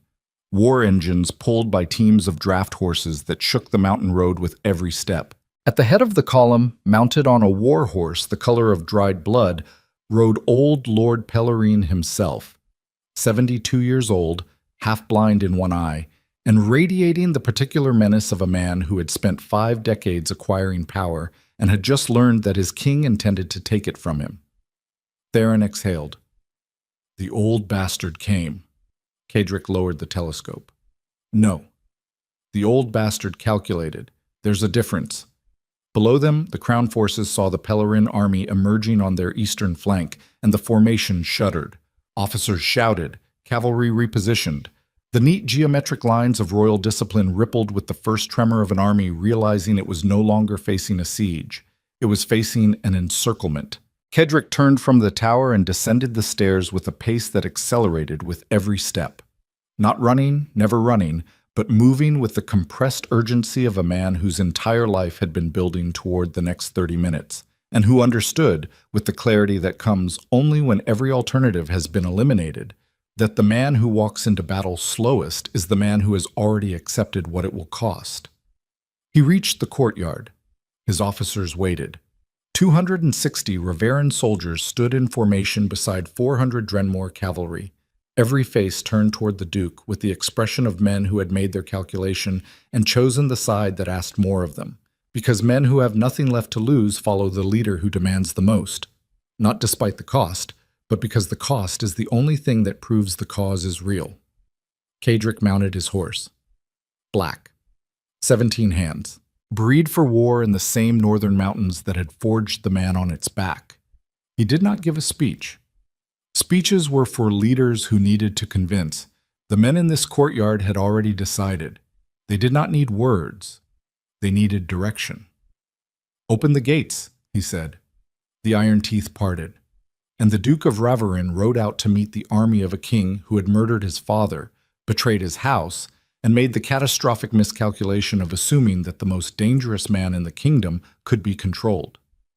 The battlefield spread across the valley below Ravarin Keep like an operating table, flat, exposed, bounded on 3 sides by terrain that favored the defender. Cedric had chosen this ground 17 years ago, not for this battle, for any battle. Because a man who spends his life expecting betrayal prepares the killing field in advance and waits for the enemy to be kind enough to stand on it. Voss rode forward under a parley flag, white cloth snapping in the wind, 50 guards in a diamond formation around him. The Chancellor's armor gleamed in the gray light, immaculate, theatrical, the costume of a man who believed that war was an extension of politics, and that politics was a performance he had already won. Cedric rode to meet him with Theron at his side and no guards at all. The 2 men stopped 30 feet apart, horses stamping, wind carrying the smell of salt and rain from the sea. "You are charged with treason against the crown," Voss said. His voice carried the practiced resonance of a man accustomed to speaking in chambers where the acoustics did the work. "Surrender Ravarin Keep, produce the stolen documents, and submit to royal judgment. The crown offers mercy in exchange for compliance." Kaedric looked at him. The wind pulled at his coat. The scar on his chest ached beneath the leather and steel. His hands rested on the pommel of his saddle with the casual weight of a man who has held weapons so long that even empty hands look armed. "Mercy," Kaedric repeated. "The same mercy King Aldrin showed my father in the northern forest. 3 men, a knife across the throat, and 31 years of a spy inside my walls to make sure the job stayed finished." Voss's expression flickered. The first crack, small, quickly sealed, but visible to a man who had spent his life reading the fracture points in other people's composure. "These accusations are baseless. They're documented, in Aldrich Ravarin's own hand, and as of this morning, copies of those documents sit inside the war chambers of House Drenmore, House Ashford, and House Pellerin. 40,000 of Pellerin's soldiers are currently positioning on your eastern flank. I suggest you look." Voss did not look. He did not need to. He had seen the Pellerin army from the ridge. He had processed the mathematics. And behind the polished armor and the practiced voice, Seraphine could see, had she been there, she would have recognized it instantly. The particular quality of a man realizing that the performance he had been giving for 20 years had just encountered an audience that was not applauding. "The king will not negotiate," Voss said. "The king is not here. You are. And you're standing in a valley with 6,000 men, no supply line, and an army 3 times your size closing on your flank. The math isn't complicated, Chancellor, even for a man who spent his career letting other people do the fighting. If I fall, the crown sends more. And I'll break them too, and the ones after that, and the ones after that. Because here's what your king never understood about fear, Voss. You can use it to control people. You can use it to silence them. You can use it to run a kingdom for decades without anyone questioning the hand on the throne. But the moment people stop being afraid of you and start being afraid of what you'll do to them regardless, the moment they realize compliance and resistance carry the same price, fear stops working, and all you're left with is a man on a horse with nothing to lose and an army behind him that feels the same way." Voss stared at him. The parley flag snapped. "This is your last chance, Ravarin." "No, it's yours." Kaedric turned his horse, rode back toward his lines. The 30 feet between him and Voss stretched and contracted, and he felt the space between his shoulder blades burn with the awareness that a crossbow bolt from the Chancellor's guard could end everything right now, right here. One shot, one decision, one finger on a trigger. But the bolt did not come, because even Voss understood that killing a man under parley flag in front of 40,000 Pellerin witnesses would turn a political crisis into a holy crusade, and crusades were considerably harder to win than battles. He reached his lines. Theron fell in beside him. "That went well," Theron said. "He's not going to surrender." "No, he's going to attack, because Voss has spent 20 years building toward this moment, and his ego won't let him retreat, even when the math says he should." "I know. That's what I'm counting on." The first charge came within the hour. Crown cavalry swept down the southern slope in a wedge formation. 400 horsemen in royal blue, lances lowered, the ground shaking beneath hooves that hit the valley floor like thunder made solid. They aimed for the center of Kaedric's line, the point where Ravarin infantry met Drenmore cavalry, the seam between two forces that had never fought together and that Voss's commanders believed could be split apart with enough momentum. They were wrong. Kaedric had positioned his weakest-looking units at the center deliberately. Bait. The oldest trick in military history, and the one that worked most reliably because commanders who believed they were smarter than their opponents never bothered to check whether the obvious weakness was real or manufactured. The Crown cavalry hit the center. The center gave ground. The cavalry pushed deeper, committed further, stretched their formation thinner as they drove into what felt like a breakthrough and was actually a funnel. Then the jaws closed. Drenmore cavalry struck from both flanks simultaneously. Ravarin infantry sealed the rear. The Crown charge, 300 men deep inside what they thought was a collapsing line, found themselves surrounded in a space that contracted with every second. The sound was something Seraphine would have recognized from her nightmares if she had been there. Steel on steel, horses screaming, men screaming. The wet, dense percussion of bodies hitting ground and the particular silence that followed each impact. The half-second pause where the universe registered that something alive had just stopped being alive, and then moved on without comment. Kaedric fought from horseback at the center of the engagement, not from the rear, not from a command position on the ridge where a sensible duke would direct operations through messengers and signal flags. He fought at the center because his men needed to see him there, needed to know that the man asking them to die was standing in the same kill zone, bleeding from the same risks, offering his own body to the same mathematics of violence that consumed everyone else on the field. His sword arm worked with the mechanical efficiency of 17 years of combat training. Strike, guard, redirect, strike, every motion economical, stripped of flourish, designed for a single purpose, not elegance, but termination. Each swing carried the accumulated force of a man who had been fighting since he was 14 and who had learned, in the years between then and now, that combat was not about strength or speed or courage, but about the willingness to continue functioning after the part of your brain that screams stop has been permanently overridden. Blood soaked his coat, his and others. The distinction ceased to matter within the first 5 minutes. Pain registered and was cataloged and was set aside the way a man sets aside paperwork that can wait, acknowledged, filed, addressed later, if later existed. The Crown cavalry broke. Survivors scattered west toward the main formation. Bodies covered the valley floor in patterns that would look, from the tower above, like dark flowers scattered across wet grass. Voss sent the infantry next. 3 regiments, staggered, probing the Ravaran flanks for the weakness he was certain existed somewhere in a force 1/5 the size of his own. Pellerin's army hit him from the east before the 2nd Regiment completed its advance.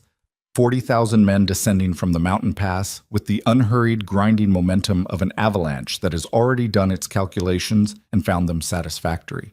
Old Lord Pellerin commanded from a raised position on the eastern ridge, his signal flags directing cavalry and infantry with the practiced coordination of a man who had been winning battles since before Voss learned to read. The Crown force buckled, then it fractured, then it ran. Not all of it. Voss's personal guard held position around the Chancellor with the desperate cohesion of men who understood that surrender meant execution and fighting meant a marginally better chance of surviving long enough for something to change. They formed a defensive square on the southern ridge and held it while the rest of the royal army disintegrated around them like sugar in rain. Kaedric watched the collapse from the valley floor with blood drying on his face and his horse breathing hard beneath him, and the terrible clarity of a man who has just won a battle and understands, with complete certainty, that winning the battle is the easy part. Winning the war required something else entirely, something that waited on the southern ridge behind 50 guards and a wall of steel. "Voss," he said. Theron rode up beside him. His sword was drawn. His face was splattered with blood that was not his own. He looked at Kaedric with the expression of a man who has followed another man into enough dark rooms to know when the next one is going to be the darkest. "He's dug in on the ridge, 50 guards, best fighters he has. They'll hold that position until we pry them out man by man. Then we pry. Kaedric, he'll have a contingency. A man like Voss always has a contingency. A hostage, a dead man's switch, something." "I know. And you're going anyway." "I'm going because the man on that ridge helped kill my father, spent 17 years hollowing out my house from inside, and is currently the last piece of a machine that I am going to dismantle with my hands if I have to. Yes, I'm going." Kaedric spurred his horse toward the southern ridge with 60 Ravaran soldiers behind him. The slope was steep, muddy from the morning's rain, littered with the debris of a retreating army, abandoned weapons, discarded packs, a royal standard trampled into the mud with boot prints across the king's seal. They hit Voss's guard at the crest. The fighting was close, brutal, conducted in a space so compressed that swordsmanship devolved into something more primitive, shoving, grappling, the blind application of force in quarters too tight for technique. Kaedric took a cut across his left forearm that opened the skin from wrist to elbow. He registered the pain, adjusted his grip, and kept moving because stopping was not a category his nervous system recognized anymore. He had passed through some barrier during the battle. The barrier that separates a man who is fighting from a man who has become fighting, for whom combat is no longer an activity but a state of existence. And on the other side of that barrier there was a simplicity so absolute it was almost peaceful. Kill the next man. Reach Voss. End this. His soldiers carved through the guard, man by man, exactly as Theron predicted. Each one fought with the ferocity of the condemned. Each one fell with the finality of men who had chosen the wrong side and discovered in their last moments that conviction is not the same as being correct. Cedric reached the top of the ridge. Voss stood at the center of his remaining guards. 8 men, bloodied, exhausted, forming a half circle around the Chancellor with the mechanical discipline of soldiers operating on training after will, has been exhausted. Voss himself was untouched. His armor was clean, his sword was drawn but had not been used. The Chancellor of Valorith stood at the center of his collapsing world with the expression of a man who had spent 20 years believing he was the architect and had just discovered he was the building. "It's done, Voss," Cedric said. His voice was raw. His arm bled freely. His chest heaved with the particular rhythm of a body that has been operating beyond its limits for hours and is running on something deeper than oxygen. "It's never done," Voss said. "You kill me, the king sends another. You kill the next one, he sends another. The crown does not stop. The institution does not stop. You are one man with a grudge and a sword, and the monarchy is a machine that has been running for 300 years. Machines break. And they get rebuilt. That's the point, Raverin. You can't destroy a system by killing its operators. You can only replace them. And the man who replaces the system becomes the system. That's the lesson your father never learned. Idealists always think the truth will save them. It never does. The truth is just another weapon, and the person who controls the weapon controls the outcome." Cedric stepped forward. Voss's remaining guard shifted. Steel scraped against steel. The wind howled across the ridge, and somewhere far below, in the valley where the battle's aftermath was already being written into the brutal accounting of the dead, a horse screamed and then went silent. "My father believed in the system," Cedric said. "He believed it could be fixed. He was wrong. I don't believe in fixing it. I believe in surviving it. And right now, Chancellor, I am the one who is surviving, and you are the one who is standing on a ridge with 8 men and nowhere to go." Voss smiled. A thin, cold expression that held no humor and no fear and no remorse. "Nowhere to go," he repeated. "Except forward." He lunged, not at Cedric. At the space beside him, a gap in the line where a fallen Ravaran soldier had left an opening just wide enough for a man to pass through. Voss moved with speed that his clean armor and political reputation had concealed, the speed of a man who had, despite appearances, survived decades inside the most dangerous court in the kingdom by being considerably more capable than he allowed anyone to believe. Cedric pivoted. His wounded arm screamed. He ignored it. His sword came around in an arc that caught Voss across the back of the shoulder, cutting through the armor joint, finding flesh. Voss stumbled, did not fall. Turned with his own blade rising, and Cedric caught it on his guard and felt the impact shudder through his arms and into his spine, and understood, in that compressed instant of contact, that the Chancellor was not trying to win. He was trying to reach something behind the ridgeline. A horse. Saddled. Waiting. Positioned exactly where a man who always had a contingency would position his escape. Cedric did not let him reach it. He closed the distance, drove his shoulder into Voss's wounded side, felt the Chancellor's body buckle. They went down together, hitting the muddy ground with a force that drove the air from both of them and reduced the confrontation to its most primitive elements. 2 men, one wounded, one exhausted, fighting in the mud on a hilltop while an empire rearranged itself around them. Cedric's hands found Voss's throat. He squeezed. Voss's eyes went wide. His hands clawed at Cedric's wrists. His mouth opened, closed, opened again. The sounds that came out were not words. They were the sounds a body makes when it realizes, at the most fundamental level, that it is being shut down.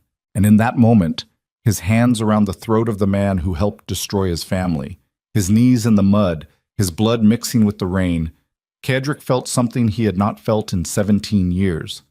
Nothing. Not rage. Not satisfaction.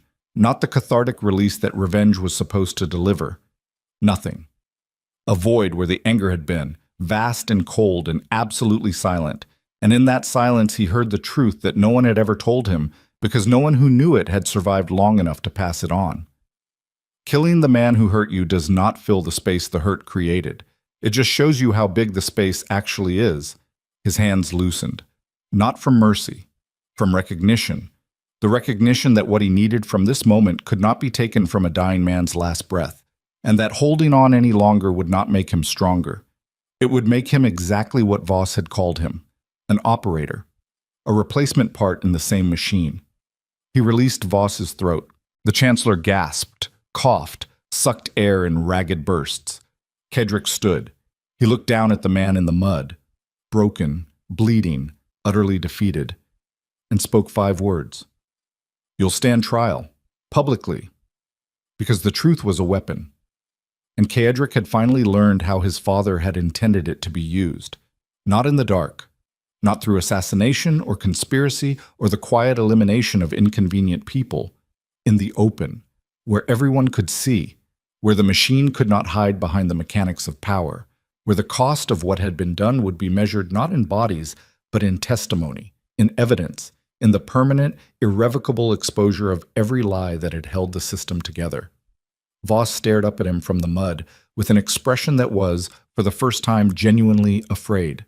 Not of death, of being seen. Theron reached the ridge with reinforcements. Guards seized Voss. The Chancellor's remaining men surrendered. Not with relief, but with the exhausted submission of men who had been holding a position they knew was lost and were grateful, in a way they would never admit, that someone had finally given them permission to stop. The battle was over. The war was not. But standing on the ridge above a valley scattered with the wreckage of a royal army, bleeding from wounds he had not yet counted, watching the crown's standard being pulled from the mud by soldiers who would never again kneel beneath it. Without remembering this day, Kedrick Raverin understood something that changed the shape of everything that came after. He had spent 17 years becoming the thing his enemies feared. Now he needed to become something else entirely. And the only person who could show him what that looked like was riding through the northern mountains with the evidence that would reshape a kingdom, carrying with her the single piece of truth that Kedrick had not yet learned to speak. That strength was not the absence of fracture. It was what you built in the spaces where you broke. The Ruthless Duke, Power and Possession. Part 5. What Remains.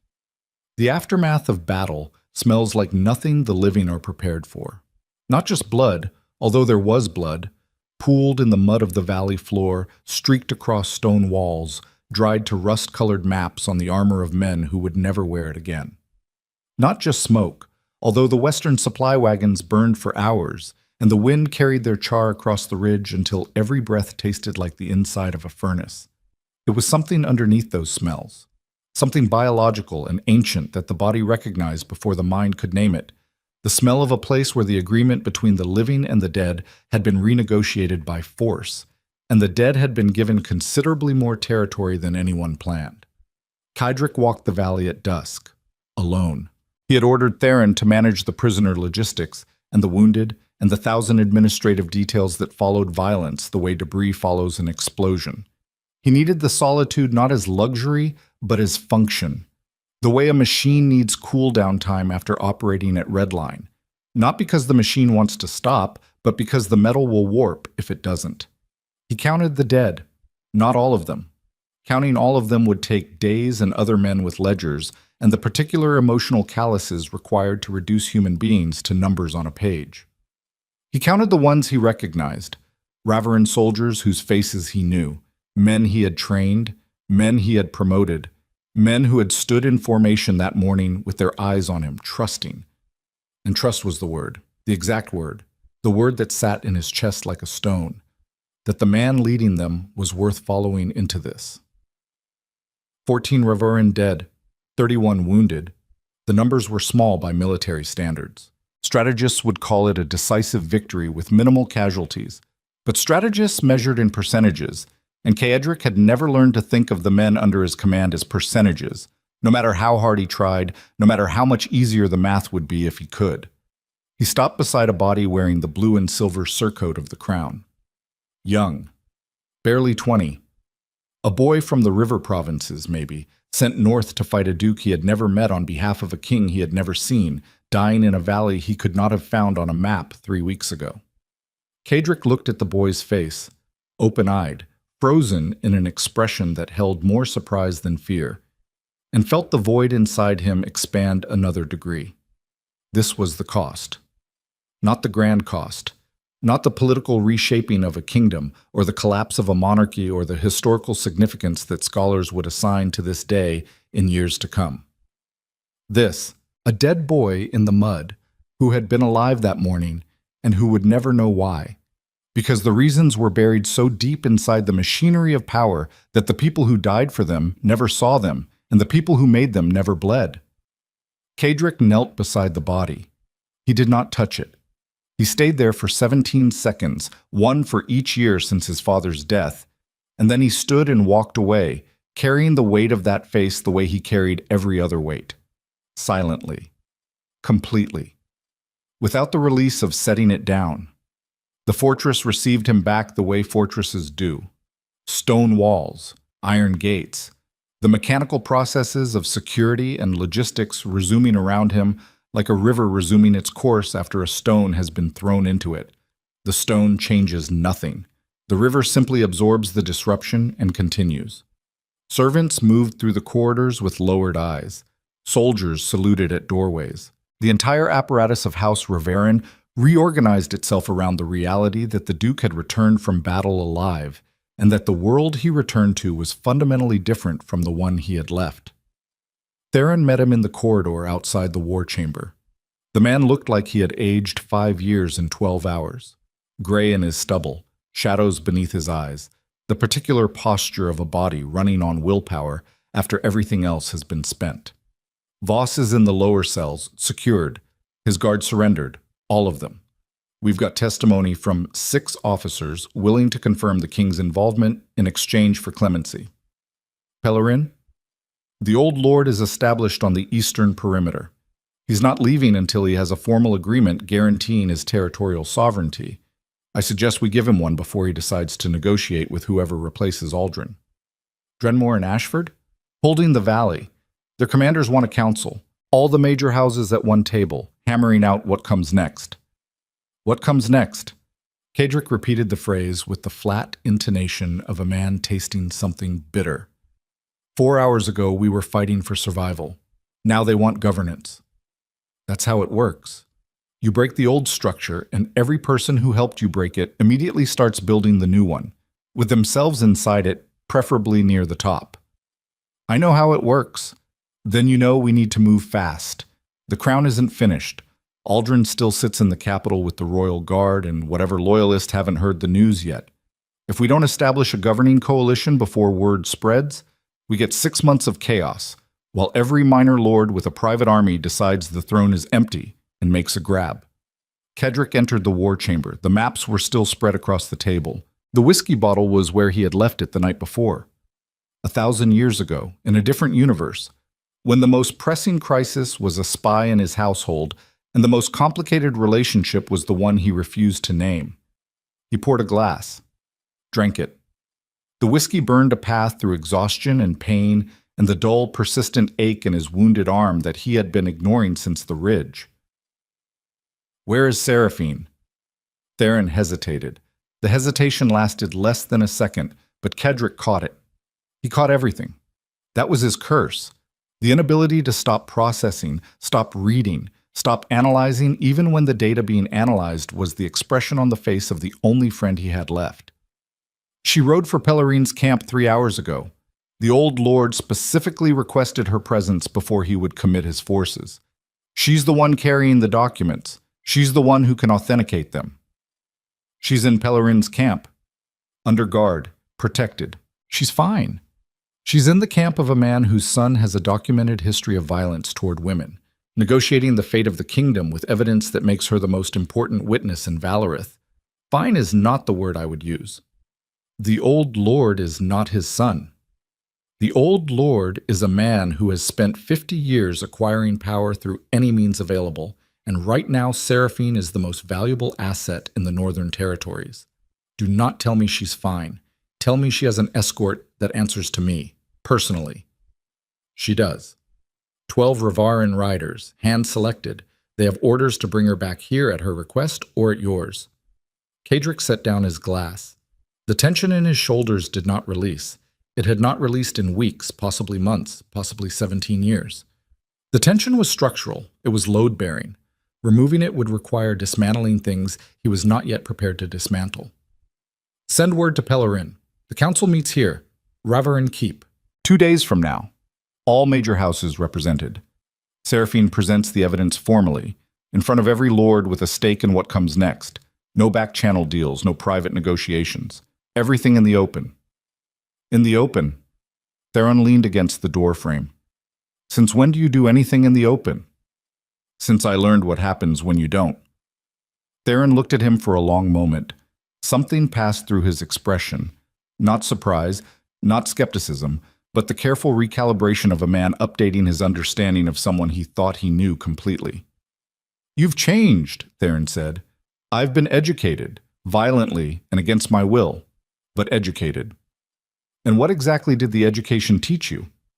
Kadric looked at the maps on the table, the territories, the trade routes, the military positions, the entire architecture of a kingdom that had been built on secrets and held together by fear, and was now, for the first time in 3 centuries, about to be exposed to something it had never experienced: accountability. It taught me that my father was right, Kadric said. The truth matters. Not because it fixes things, not because it makes people better, but because every system built on lies eventually collapses, and the collapse kills more people than the truth ever would. Your father died for that belief. And I almost made his death meaningless by spending 17 years protecting the system that killed him. So yes, Theron, I've changed. Not because I want to, because the alternative is being the man Voss described, a replacement part. Another operator in the same machine, and I did not survive this long to become a more efficient version of the thing I'm trying to destroy. Seraphine returned to Ravaran Keep at midnight on the 2nd day. Kadric heard the hooves in the courtyard from the war chamber window. He watched her dismount in the torchlight, dirty, exhausted, moving with the stiff caution of someone who had spent 2 days on horseback and was discovering muscles she did not know she had. The document case was still strapped to her body. She had not let it out of her possession since leaving the castle. He met her in the corridor outside the east wing. The torches threw long shadows. The castle was quiet, the heavy, compressed quiet of a structure holding its breath between one era and the next. She stopped when she saw him. They stood 10 feet apart with the corridor stretching away in both directions, and the weight of everything that had happened and everything that was about to happen occupying the space between them like a physical object. Pellerin is committed, she said. He'll support a governing council. His conditions are territorial integrity and a formal guarantee that no centralized authority will have the power to dissolve noble houses without unanimous consent. Ashford and Drenmore agree. And the crown? Aldrin is isolated. His treasury is frozen. His military is scattered or surrendered. 3 members of the Royal Council have sent private messages indicating willingness to negotiate abdication in exchange for immunity. It's over, Kadric. The monarchy as it existed is finished. He stepped closer. Not all the way. Halfway. Enough to close the distance from 10 feet to 5, which was still more distance than either of them wanted and less than either of them was prepared to eliminate. Are you hurt? Bruised, tired, angry in ways I don't have vocabulary for yet. She paused. Are you? He looked at his bandaged arm. The wound had been cleaned and dressed by a field surgeon who had said nothing about the Duke's refusal of painkillers because some patients communicated through silence, and the surgeon was experienced enough to listen. I'll live. That's not what I asked. The words landed in the quiet corridor with a precision that cut through every layer of armor Kadric had ever constructed. Not physical armor, the other kind. The kind that had been building since he was 14 years old, finding his father's body, standing in a forest that smelled like pine needles and blood, understanding for the first time that the world was a mechanism designed to consume anyone who stood still long enough to be caught. For 17 years he had not stood still. He had moved, constantly, strategically, violently, because motion was survival and stillness was death. and the alternative to being the most dangerous thing in any room was being the most vulnerable. And now a woman covered in road dust was standing 5 feet away, asking him a question that required stillness to answer. "No," he said. "I am not all right. I have not been all right for 17 years. I have been functional, effective, feared, and none of those things are the same as all right, and I did not know the difference until you walked into this castle and made it impossible to ignore." Seraphine looked at him. The torchlight caught the exhaustion in her face, and the dirt on her traveling cloak, and the particular expression she wore when she was processing something that rearranged her understanding of the person in front of her. Not surprise, not sympathy, but recognition. The recognition of one damaged thing seeing another, and understanding without sentimentality that damage was not the same as weakness. Sometimes damage was just the record of what it cost to survive. "Your mother is asking for you," she said. "I know." "She's dying, Kaedric." "I know that too." "Then go see her. Before the council meets. Before the politics start. Before you lose the chance to say whatever you need to say to a woman who spent 17 years destroying herself from the inside to protect you from a truth she thought would kill you." "And what should I say?" "I don't know. I lost my father without getting the chance to say anything at all. Whatever you say will be more than I got." Kaedric looked at her for a long time. The corridor was silent except for the sound of wind moving through the castle and the distant crash of waves against the cliffs below, and the almost inaudible hum of a structure 300 years old settling deeper into the stone it was built on, adjusting to the new weight of what it had become. "Will you be here when I come back?" he asked. The question was simple, 5 words, but Seraphine heard everything underneath them. The 17 years of isolation, the cost of a life built on the assumption that every person who got close enough to matter would eventually become a weapon aimed at your chest. The particular terror of a man who had survived everything except the possibility that survival might not require being alone. "Yes," she said. "I'll be here." He nodded, once. Then he turned and walked toward his mother's chambers with a pace that was slower than any she had seen from him. Not hesitant, not reluctant, but deliberate. The pace of a man walking toward something he had been avoiding for 17 years, and who had finally understood that avoidance and survival were not the same thing, no matter how convincingly he had told himself they were. Lady Isolde Reverin sat in a chair beside the window of her chambers, wrapped in blankets despite the fire burning in the hearth. She had always been thin, but the weeks since the ball had sharpened her further, paring away everything soft until what remained was architecture, bone and will and the fierce, unsentimental intelligence that had kept her alive inside a conspiracy that had consumed everyone else it touched. Kaedric entered without knocking. He closed the door. He stood in the center of the room and looked at his mother, and she looked at him, and for several seconds the only sound was the fire and the wind and the particular quality of silence that exists between two people who have hurt each other so thoroughly that language has become inadequate and yet is all they have. "You should sit," she said. "I'll stand." "You always stand. Even as a boy, you stood when everyone else sat. Your father used to say you were born at attention." The mention of Aldrich hit the room like a temperature change. Both of them felt it. Neither of them flinched. "You gave Seraphine the documents," Kaedric said. "Yes. You could have given them to me." "You would not have listened. Not to me. Not after what I allowed you to believe for 17 years.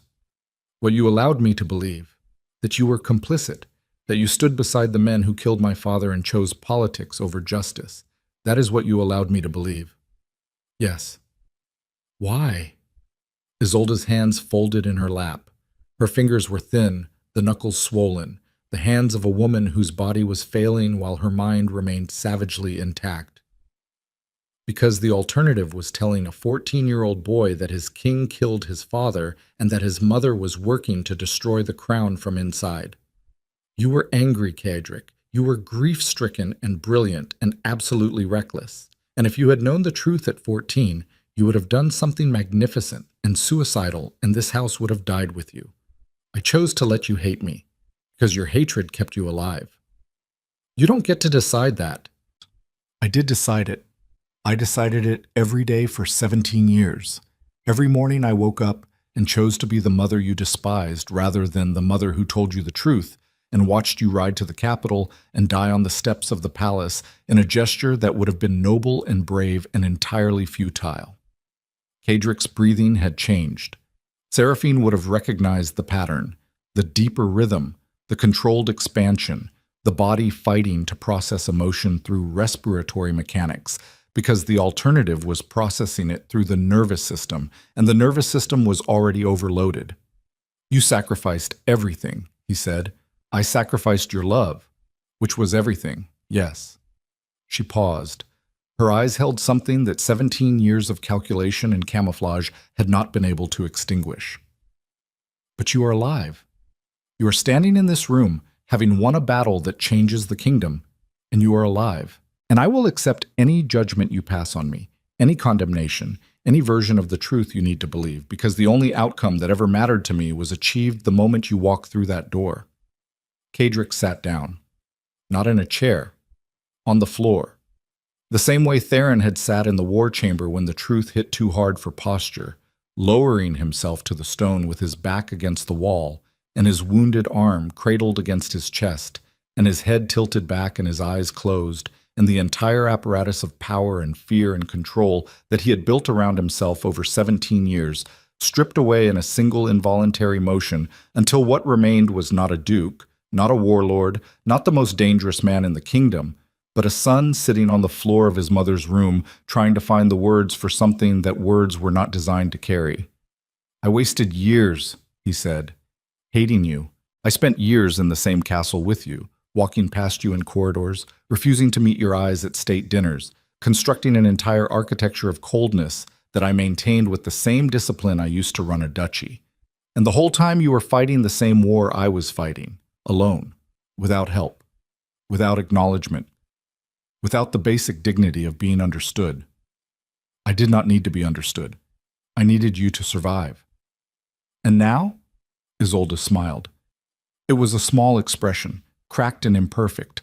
The first genuine smile Kadrick had seen on her face since he was a child. Before the forest, before the blood, before the world taught both of them that love was something you expressed through sacrifice rather than presence.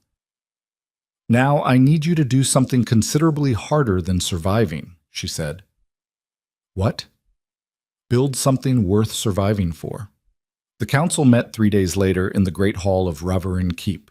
47 representatives from the major noble houses of Valorith, Lord Pellerine and his commanders, Lord Drenmore, Lady Ashford, minor lords from the southern and western territories who had ridden through the night when word reached them that the crown had fallen and the future was being written in a castle on the northern cliffs. Seraphine presented the evidence. She stood at the center of the hall with Aldrich Raverin's documents spread before the assembly, and her father's coded journal translated and annotated and cross-referenced with financial records that trace 17 years of royal conspiracy in granular, irrefutable detail. She spoke for 2 hours. Her voice did not waver. Her hands did not shake. She answered questions from hostile lords and suspicious commanders with the precise, unflappable composure of a woman who had passed through enough fire to stop fearing the heat. When she finished, the hall was silent. Not the silence of agreement. The silence of men confronting a reality they had suspected but never dared articulate. That the system they had served, the monarchy they had obeyed, the entire framework of authority that had organized their lives, and their fathers' lives and their grandfathers' lives, had been, for decades, a mechanism designed to consume them. The council voted to formally dissolve the monarchy's absolute authority.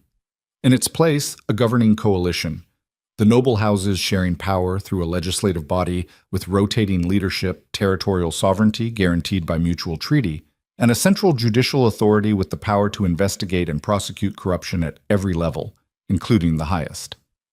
It was not perfect. It was not even particularly elegant. It was the messy, contentious, argument-filled product of 47 competing interests trying to build something functional on the ruins of something broken. But it was built in the open, with the evidence visible, with the process documented, with every compromise and concession recorded in writing so that the mechanisms of power could never again disappear behind closed doors and sealed archives and the convenient silence of men who chose not to see. Kadrick signed the charter last.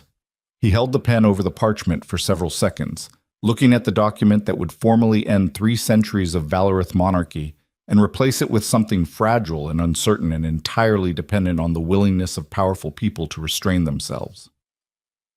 His father's ghost stood in this room, not literally, but the resonance was there, the echo of a man who had believed that truth mattered and had died for that belief, and whose death had set in motion the chain of events that led, 17 years later, to his son standing in a great hall with a pen in his hand, and a choice that felt less like signing a document and more like finally finishing a conversation. He signed. The hall erupted, not in celebration. In the complicated, exhausted, vaguely astonished noise of people who had just done something historically significant and were only beginning to comprehend what it would demand of them. That evening, Kaedric stood on the balcony of the war chamber overlooking the sea.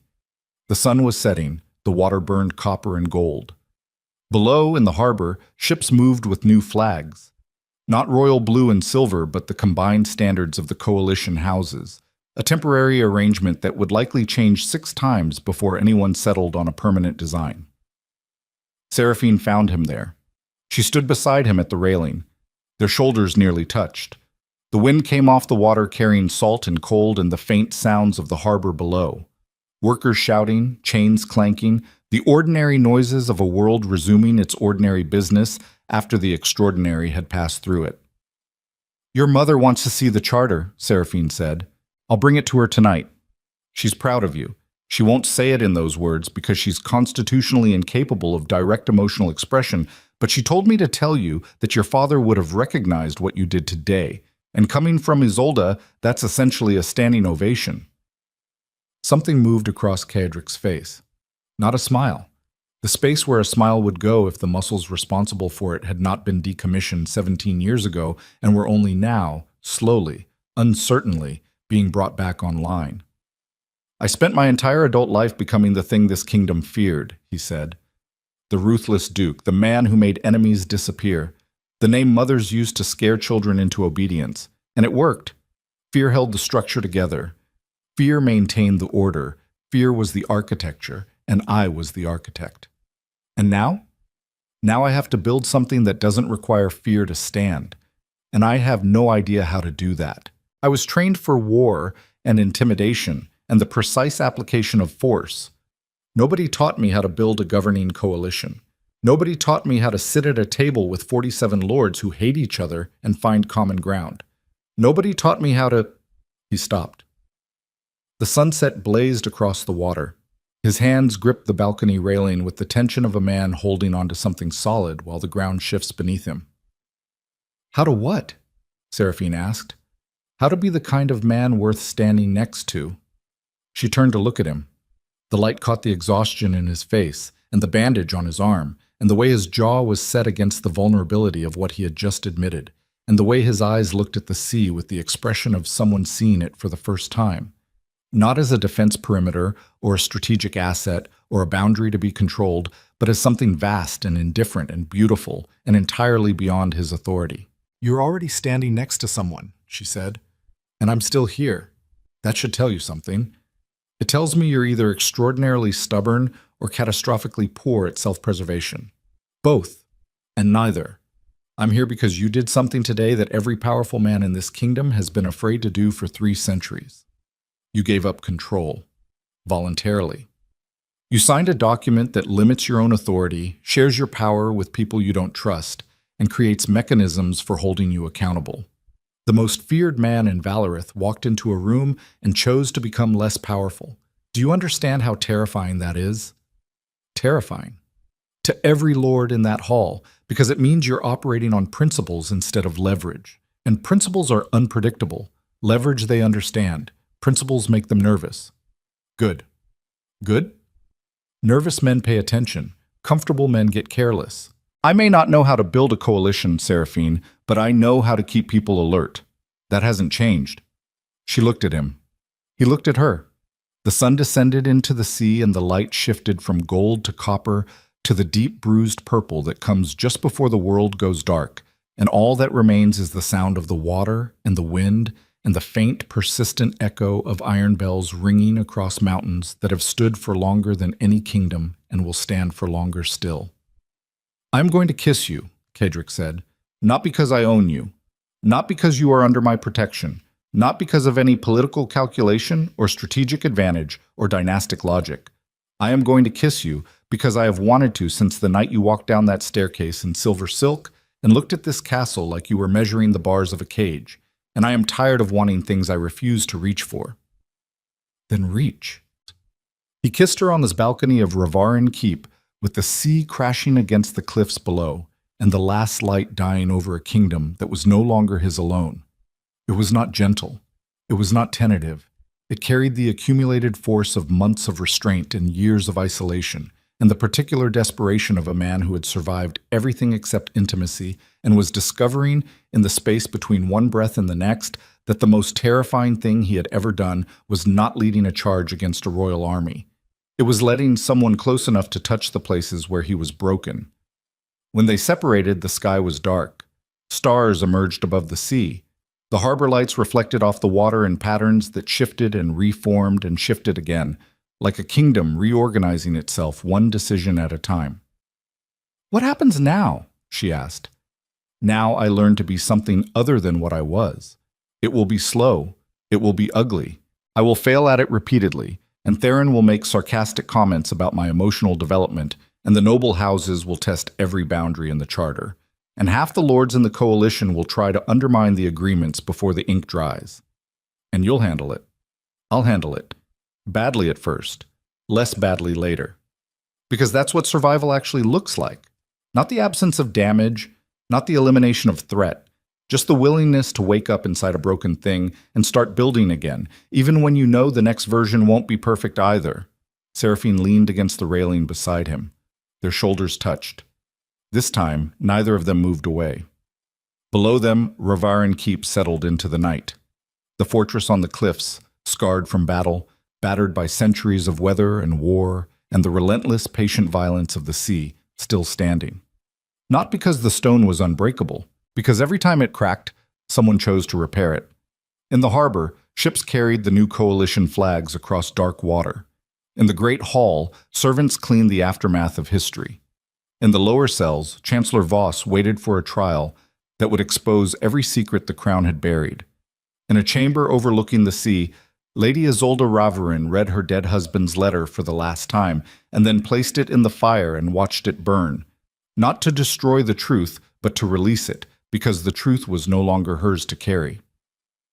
And on the balcony, the Duke of Ravarin stood beside the woman who had walked into his fortress measuring the bars of her cage and had stayed long enough to help him tear them down. Not just hers, but his own. The iron bells rang midnight across the mountains. The sound carried for miles. Over the cliffs, over the valley where the battle's scars would take years to heal, over the territories where 47 noble houses were waking up inside a new reality they had not yet learned to navigate. The bells did not ring for victory. They did not ring for defeat. They rang because that is what bells do at midnight. They mark the end of one day and the beginning of another. They do not judge the day that passed or promise anything about the day to come.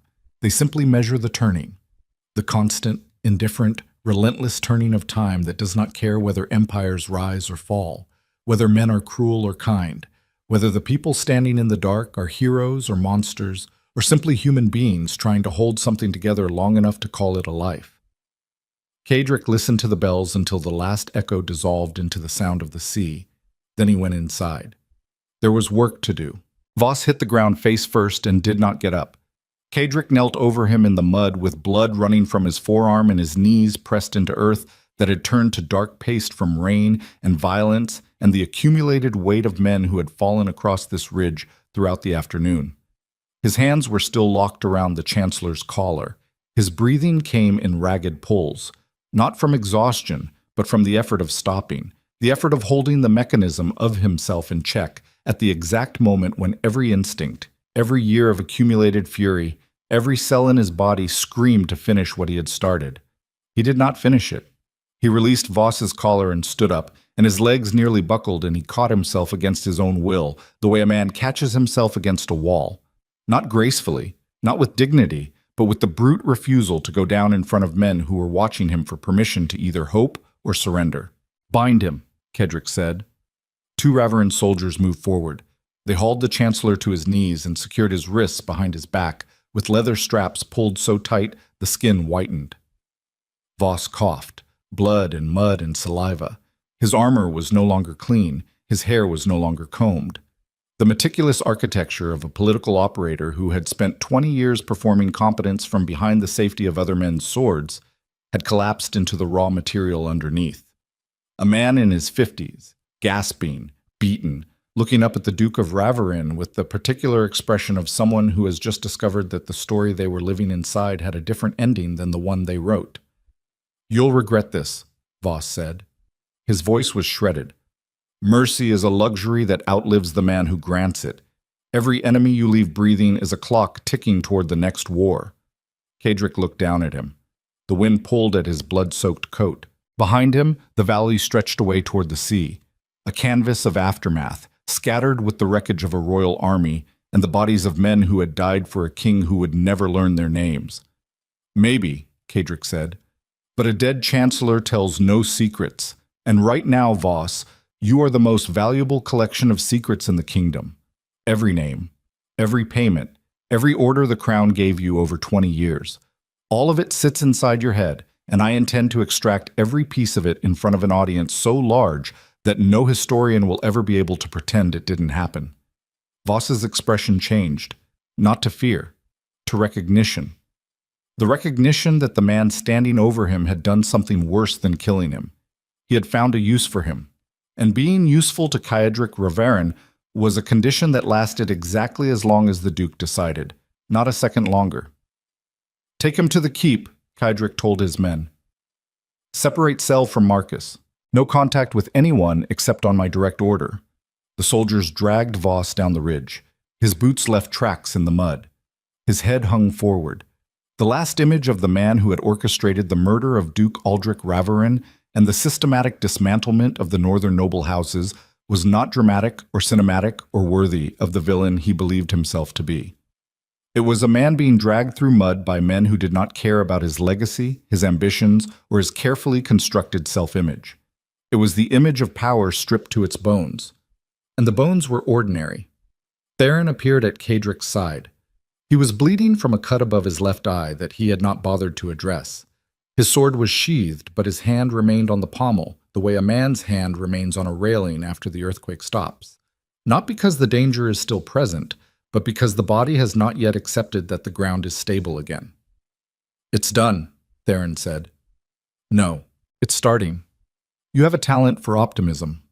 Kedrick almost smiled. The muscles did not quite cooperate. They had been locked in combat configuration for hours, and the transition back to anything resembling human expression was not going to happen quickly. But the impulse was there, the microactivation of something that had been dormant so long he had forgotten it existed.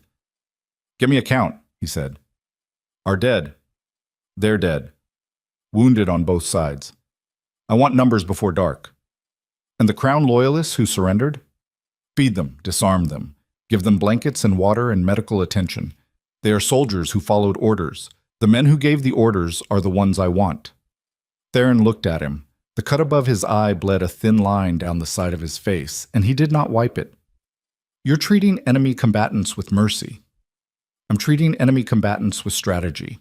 Every man in that valley who goes home with a story about how the Duke of Raverin fed him after defeating him is a man whose village will think twice before answering the next royal conscription call.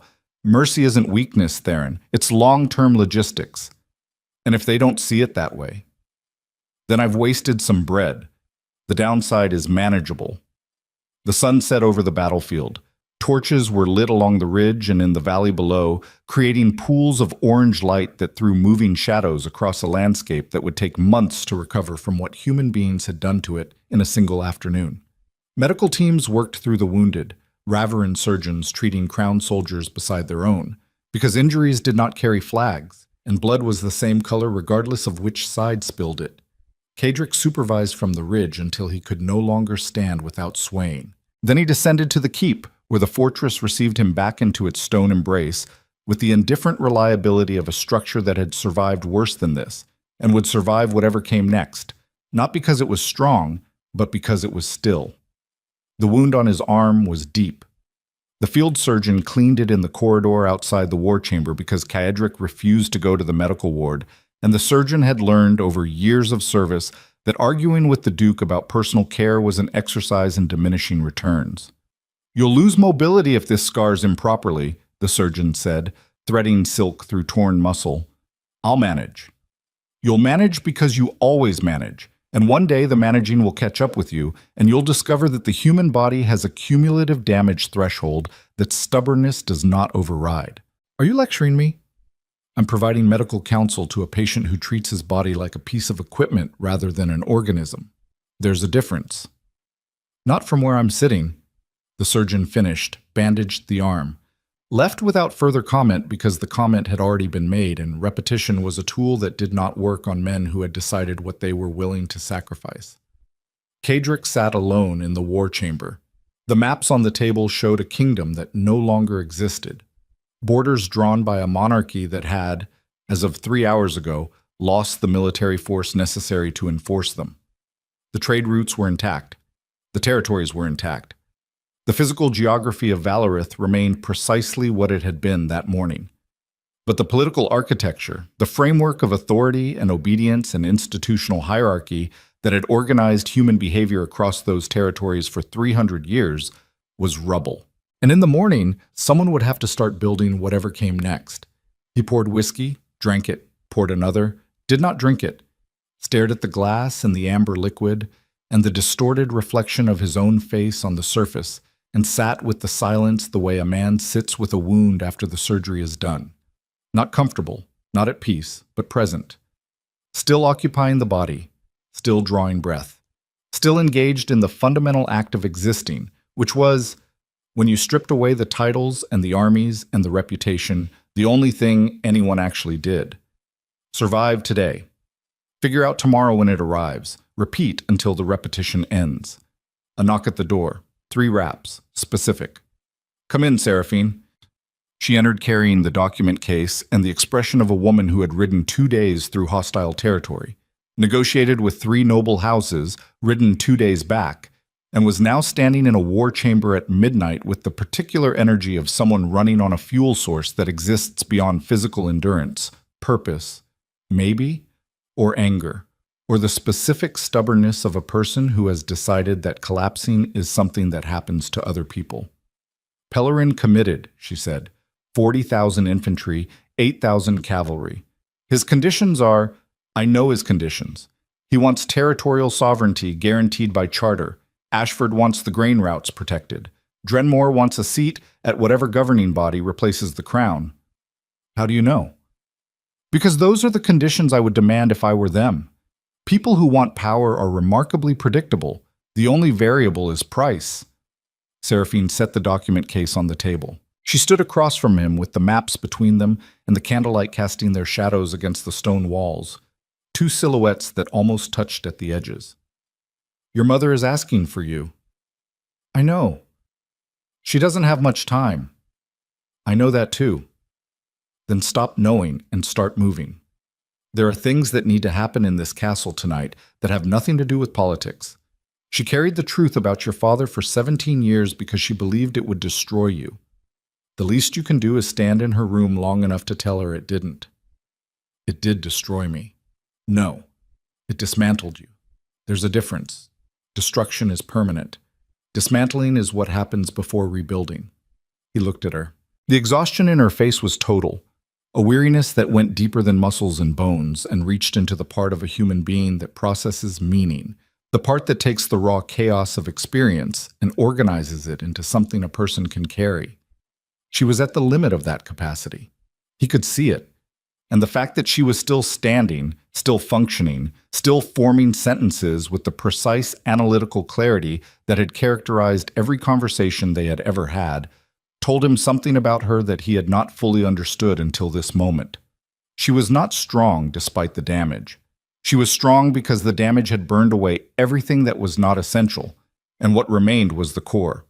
The irreducible minimum of a human being who had decided what mattered and refused to negotiate on it. "Come with me," he said. To see your mother? To see my mother. To sit beside me while I have a conversation I should have had 17 years ago with a woman who sacrificed everything I didn't know she was sacrificing. And to be there when I say the words I need to say, because I am reasonably certain I will not be able to say them without someone in the room who has seen me at my worst and did not leave. Seraphine looked at him for a long time. The candles burned, the sea threw itself against the cliffs, and in the space between them, something settled, not resolved, not finished, but settled the way sediment settles after turbulent water begins to calm, still suspended, still in motion, but trending towards something that might, given enough time and enough stillness, become solid ground. "All right," she said, "let's go." Isolde's chambers were warm. The fire had been maintained by servants who understood, without being told, that the old woman's comfort was now a priority that superseded the Duke's usual austerity policies. Blankets, heated stones wrapped in cloth, a pot of tea that sat untouched on the side table because Isolde had stopped pretending that her body would process anything more complicated than shallow breaths and the effort of keeping her eyes focused. She was dying, not dramatically, not with the theatrical dignity that painters and storytellers assign to noble deaths. She was dying the way most people die, slowly, unceremoniously, with her body shutting down one system at a time, while her mind remained brutally, inconveniently clear.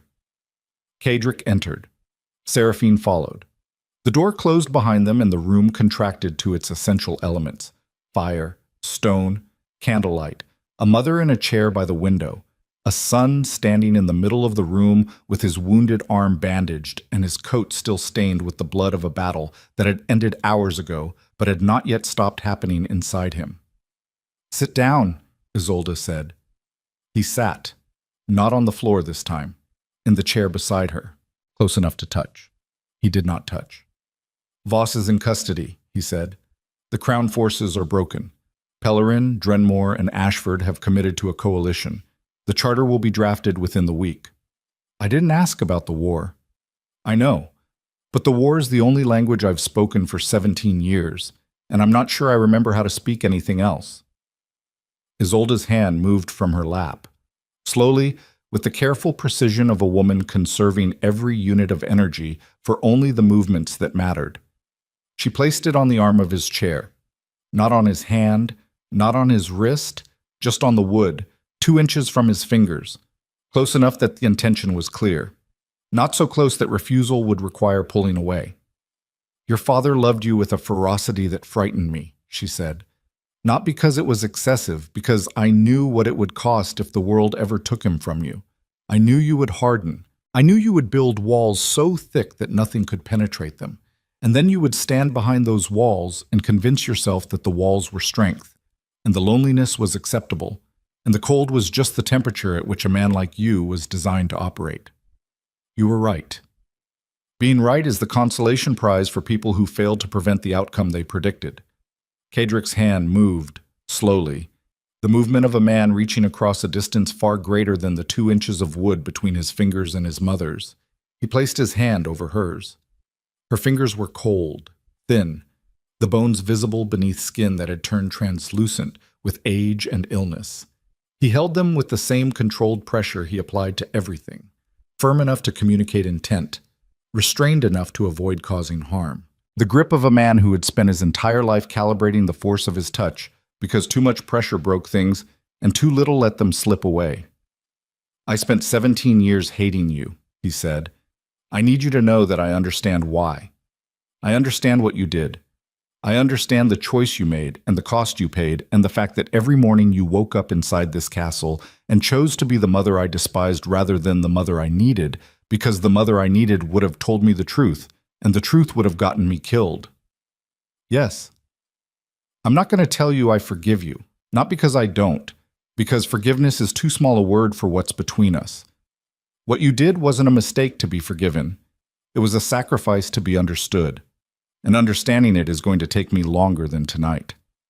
"You have time," Isolde said. "You don't." The words hit the room like the sound of a door closing. Isolde's eyes held his, steady, clear, stripped of every pretense and every performance and every layer of political camouflage she had worn for 3 decades, until all that remained was the raw, unfinished truth of a woman looking at her son and seeing, for the first time since he was 14, not the Duke, not the weapon, not the reputation, but the boy she had failed to protect and the man he had become despite it. "I have tonight," she said. "That's enough." "It isn't. It has to be. That's what enough means, Kaedric. Not sufficient, not satisfying, just what's available. And what's available right now is this room and this fire, and the fact that my son is sitting beside me holding my hand for the first time in 17 years. If that's all I get, then it's all I get, and I will not waste it wishing for more." Seraphine stood by the door. She did not speak. She did not move closer. She occupied the space the way a witness occupies a courtroom, present, attentive, bearing the weight of what she saw so that the people at the center could focus on the act without managing the observation. Her eyes were dry. She would cry later. Not now. Now she was holding space for something that required more strength than any negotiation she had conducted in Pellerin's camp, or any ride through hostile territory, or any moment in the archive when the evidence had reshuffled everything she understood about the world. She was holding space for two people learning, at the last possible moment, that love did not require understanding to exist, that it survived misinterpretation, resentment, decades of silence, and the catastrophic distance between what people did and what they meant.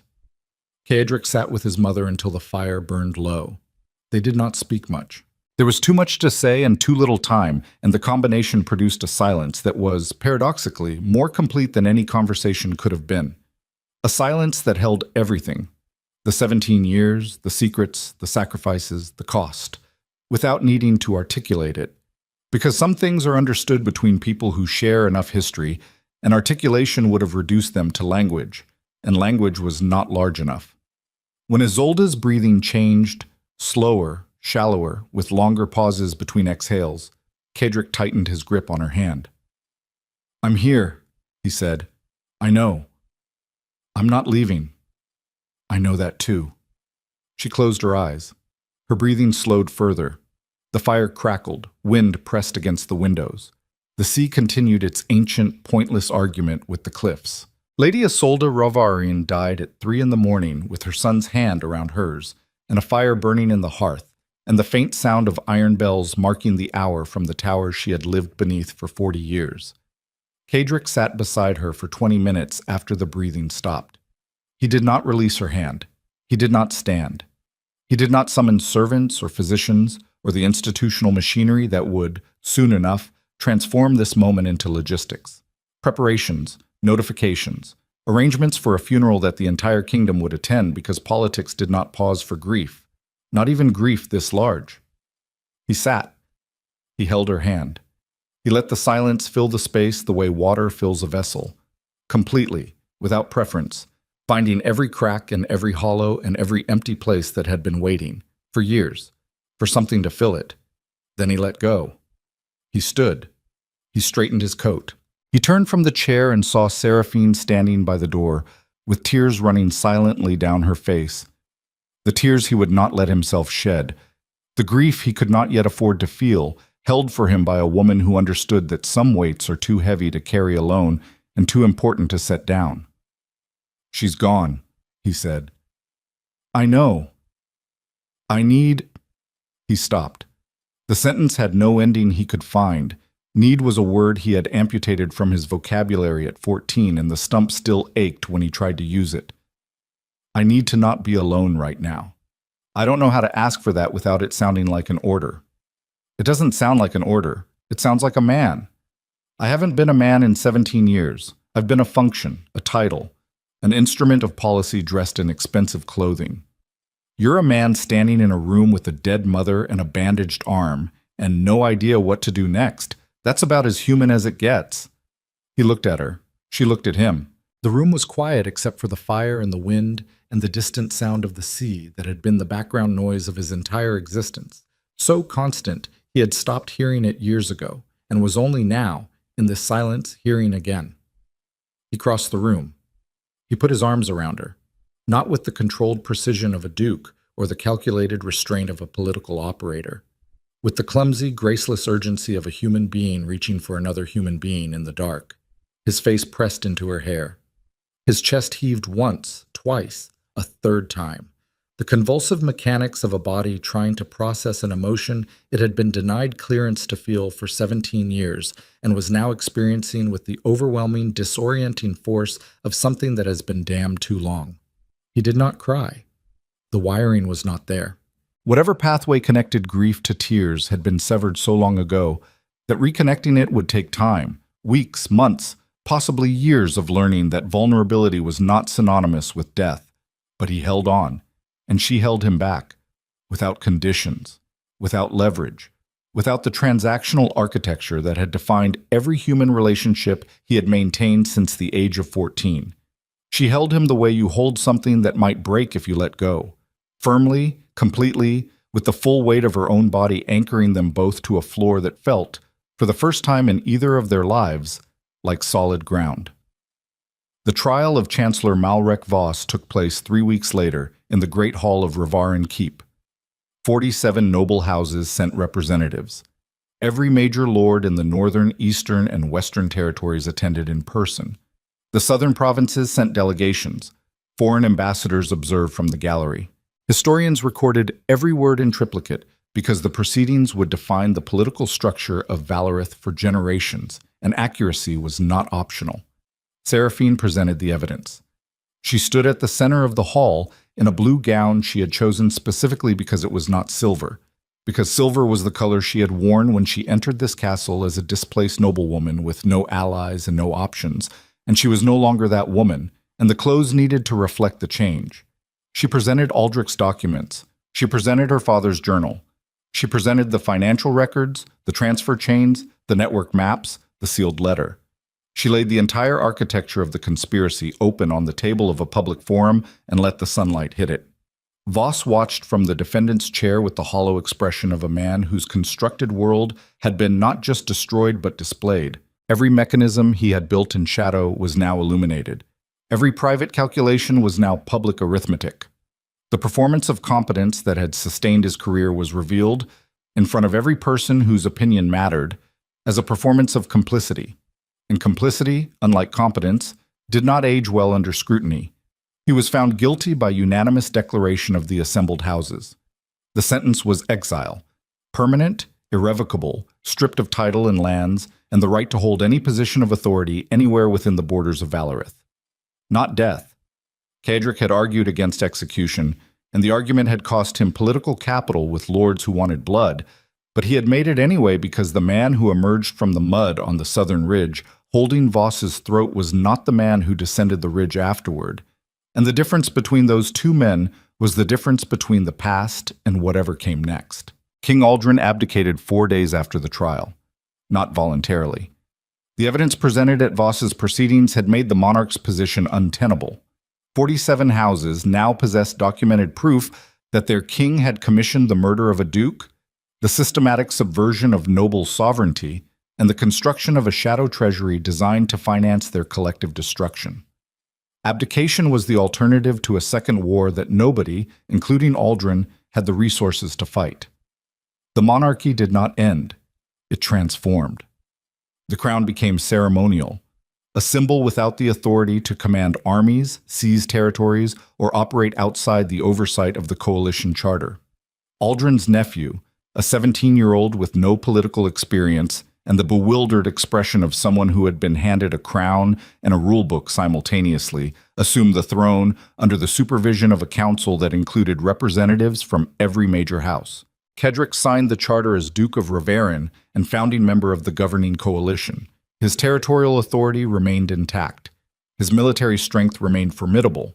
His reputation remained exactly what it had always been: the most dangerous man in the kingdom, the ruler whose name was spoken quietly, the duke whose displeasure carried consequences that lasted generations. But inside the walls of Revarin Keep, something had changed that the kingdom would take years to recognize and longer to understand. The servants no longer lowered their eyes, not because they had been ordered to stop, not because a policy had changed or a decree had been issued, because the man they served had altered in a way that was invisible from a distance but unmistakable up close. The way a building looks the same from the street but feels different when you walk inside, because the load-bearing structure has been rebuilt. Kadric still gave orders without raising his voice. He still moved through corridors with the measured precision of a man who treated every step as a decision. He still read reports with the predatory focus of an intelligence built for threat assessment and strategic calculation. But the temperature had changed. The air inside the castle carried a different charge, less voltage, more warmth, the atmospheric shift that happens when fear is replaced by something harder to name and harder to maintain. Respect earned rather than extracted. Authority demonstrated rather than performed. The difference was subtle. It was also everything. 6 months after the battle, on a morning when the sea was calm and the sky was the color of clean iron, and the iron bells rang their dawn chorus across mountains still scarred from war, Kedrick stood on the balcony of the war chamber. The same balcony where he had kissed Seraphine on the night the world changed, and looked out at the kingdom he had helped rebuild. The harbor was full. Trade ships from the eastern provinces, merchant vessels from the southern ports, fishing boats returning with the morning catch. The coalition flags flew from every mast, an imperfect design that had already been revised twice and would probably be revised again because 47 houses could not agree on a color scheme any more efficiently than they could agree on tax policy. Seraphine came out to the balcony with 2 cups of tea and the morning dispatch folded under her arm. She had moved into the Duke's quarters 3 months ago, a decision that had scandalized approximately half the noble houses and surprised exactly 0 of the people who had watched them interact at the coalition council meetings, where their combined strategic intelligence operated with the coordinated efficiency of 2 predators who had decided to hunt together instead of alone. "Lord Ashford is complaining about the tariff adjustments again," she said, handing him a cup. "He sent a 12-page letter. Theron is drafting a response that I suspect will be considerably shorter." "How much shorter?" 3 words. Possibly 4 if Theron is feeling diplomatic. Kadric took the tea, drank it, looked at the woman beside him, the woman who had walked into his castle measuring the bars of a cage and had stayed to help him tear them down. Not just hers, but his own. Not just the visible bars, but the ones he had built inside himself. The ones made not of iron, but of habit, of assumption, of the deeply held conviction that a man who let himself feel was a man who let himself die. She had proven him wrong, not by arguing, not by demanding, by standing beside him through the disassembly and not flinching when the pieces fell, by being the person who held the truth when he could not hold it himself and gave it back to him at the moment he was ready to carry it, by showing him, through nothing more dramatic than sustained presence, that the opposite of control was not chaos, it was trust. "I have a council meeting in an hour," he said. 6 territorial disputes, a trade agreement with the southern provinces, and a formal proposal from Pellerin to establish a joint military command. After that, the Judicial Committee presents their recommendations for restructuring the courts. After that, Theron wants to discuss intelligence operations in the Western Marches. After that, you're coming back here and sitting on this balcony and drinking tea and watching the ships and doing nothing for 30 consecutive minutes. I don't do nothing. I know. That's the problem. You fill every silence with strategy and every stillness with planning because you spent 17 years believing that the moment you stopped moving, the world would catch up and consume you. And the world didn't. And it won't. And learning that is going to be the hardest thing you've ever done. Harder than the battle, harder than the trial, harder than sitting beside your mother while she died. Because fighting is something you were trained for. Rest is something you have to teach yourself. He looked at the sea. The water moved in patterns that repeated without ever being identical. The same waves, the same tides, the same endless conversation between the ocean and the shore, but different every time in ways that were imperceptible unless you stood still long enough to notice. Standing still long enough to notice. That was the lesson. Not the geopolitics, not the charter or the coalition or the institutional architecture of a new governing system. The lesson was smaller than all of that and larger at the same time. It was the willingness to stop, to put down the maps and the reports and the threat assessments and stand on a balcony with a cup of tea and look at the world without calculating what it might do to you. Kadric Raverin had spent his life becoming dangerous enough to survive. Now he was learning something harder, how to be still enough to live. 30 minutes, he said. 30 minutes. And if something urgent arrives, then Theron handles it. That's what Theron does. He handles things while you pretend you're the only person capable of handling them. I don't pretend. You perform. It's the same thing. He looked at her. She looked at him. The morning light caught the angles of her face, and the dark intelligence in her eyes, and the faint lines at the corners of her mouth that had not been there 6 months ago. Because 6 months ago, she had been a woman fighting for survival, and survival did not leave room for the particular kind of wear that comes from caring about something larger than your own continued existence. She was not who she had been, neither was he. The people who had stood in this castle on the night of the Crimson Ball, a desperate noblewoman and a ruthless duke performing their roles with the precision of actors who had forgotten there was anything beneath the performance. Those people were gone. What remained was messier, harder to categorize, impossible to reduce to a title or a reputation or a single defining characteristic. They were people, flawed, scarred, reconstructed from materials that had been broken and reassembled in configurations that did not match the original blueprints. And the result was not beautiful in any conventional sense. It was functional. It was honest. It was the kind of thing you build not because you have the luxury of choosing the ideal design, but because the materials you have are the materials you have, and the only choice is whether to build with them or sit in the rubble. They had chosen to build. I used to think power was the ability to make people obey, Kadric said. Then I thought it was the ability to make people afraid. Then I thought it was the ability to control outcomes. I've been wrong 3 times. I'd rather not be wrong a 4th. What do you think it is now? He was quiet for a moment. The bells rang across the mountains. The ships moved in the harbor. The kingdom turned on its axis the way kingdoms always turn, slowly, noisily, with the accumulated friction of millions of people living their lives in the spaces between the decisions of the powerful. The ability to still be standing when the performance ends, he said, when the audience leaves, when the armor comes off and the title is just a word, and there's nobody left in the room except the person you actually are. Power is what's left after everything you built to protect yourself has been stripped away. He set down his tea. He looked at the sea one more time, the waves, the ships, the infinite gray distance that had been the backdrop of his entire life, constant and indifferent and beautiful in the way that things which do not need you are always beautiful. Then he turned from the balcony and went inside. There was work to do. There would always be work to do. The kingdom was new and fragile and full of people who would test every boundary and exploit every gap and push every limit, because that is what people do inside structures that are still hardening. But for 30 minutes, 27 now, technically, but Seraphine was not counting and neither was he. The Duke of Ravarin had stood still, had looked at the world without calculating its threat level, had held a cup of tea in hands that had held swords and throats, and the dying grip of a mother who chose silence over safety, because silence kept her son alive. And in those 30 minutes, Kadric Ravarin had done the most difficult thing he had ever done. He had let the morning be ordinary. The iron bells of Ravarin Keep rang across the mountains as they had rung for 300 years.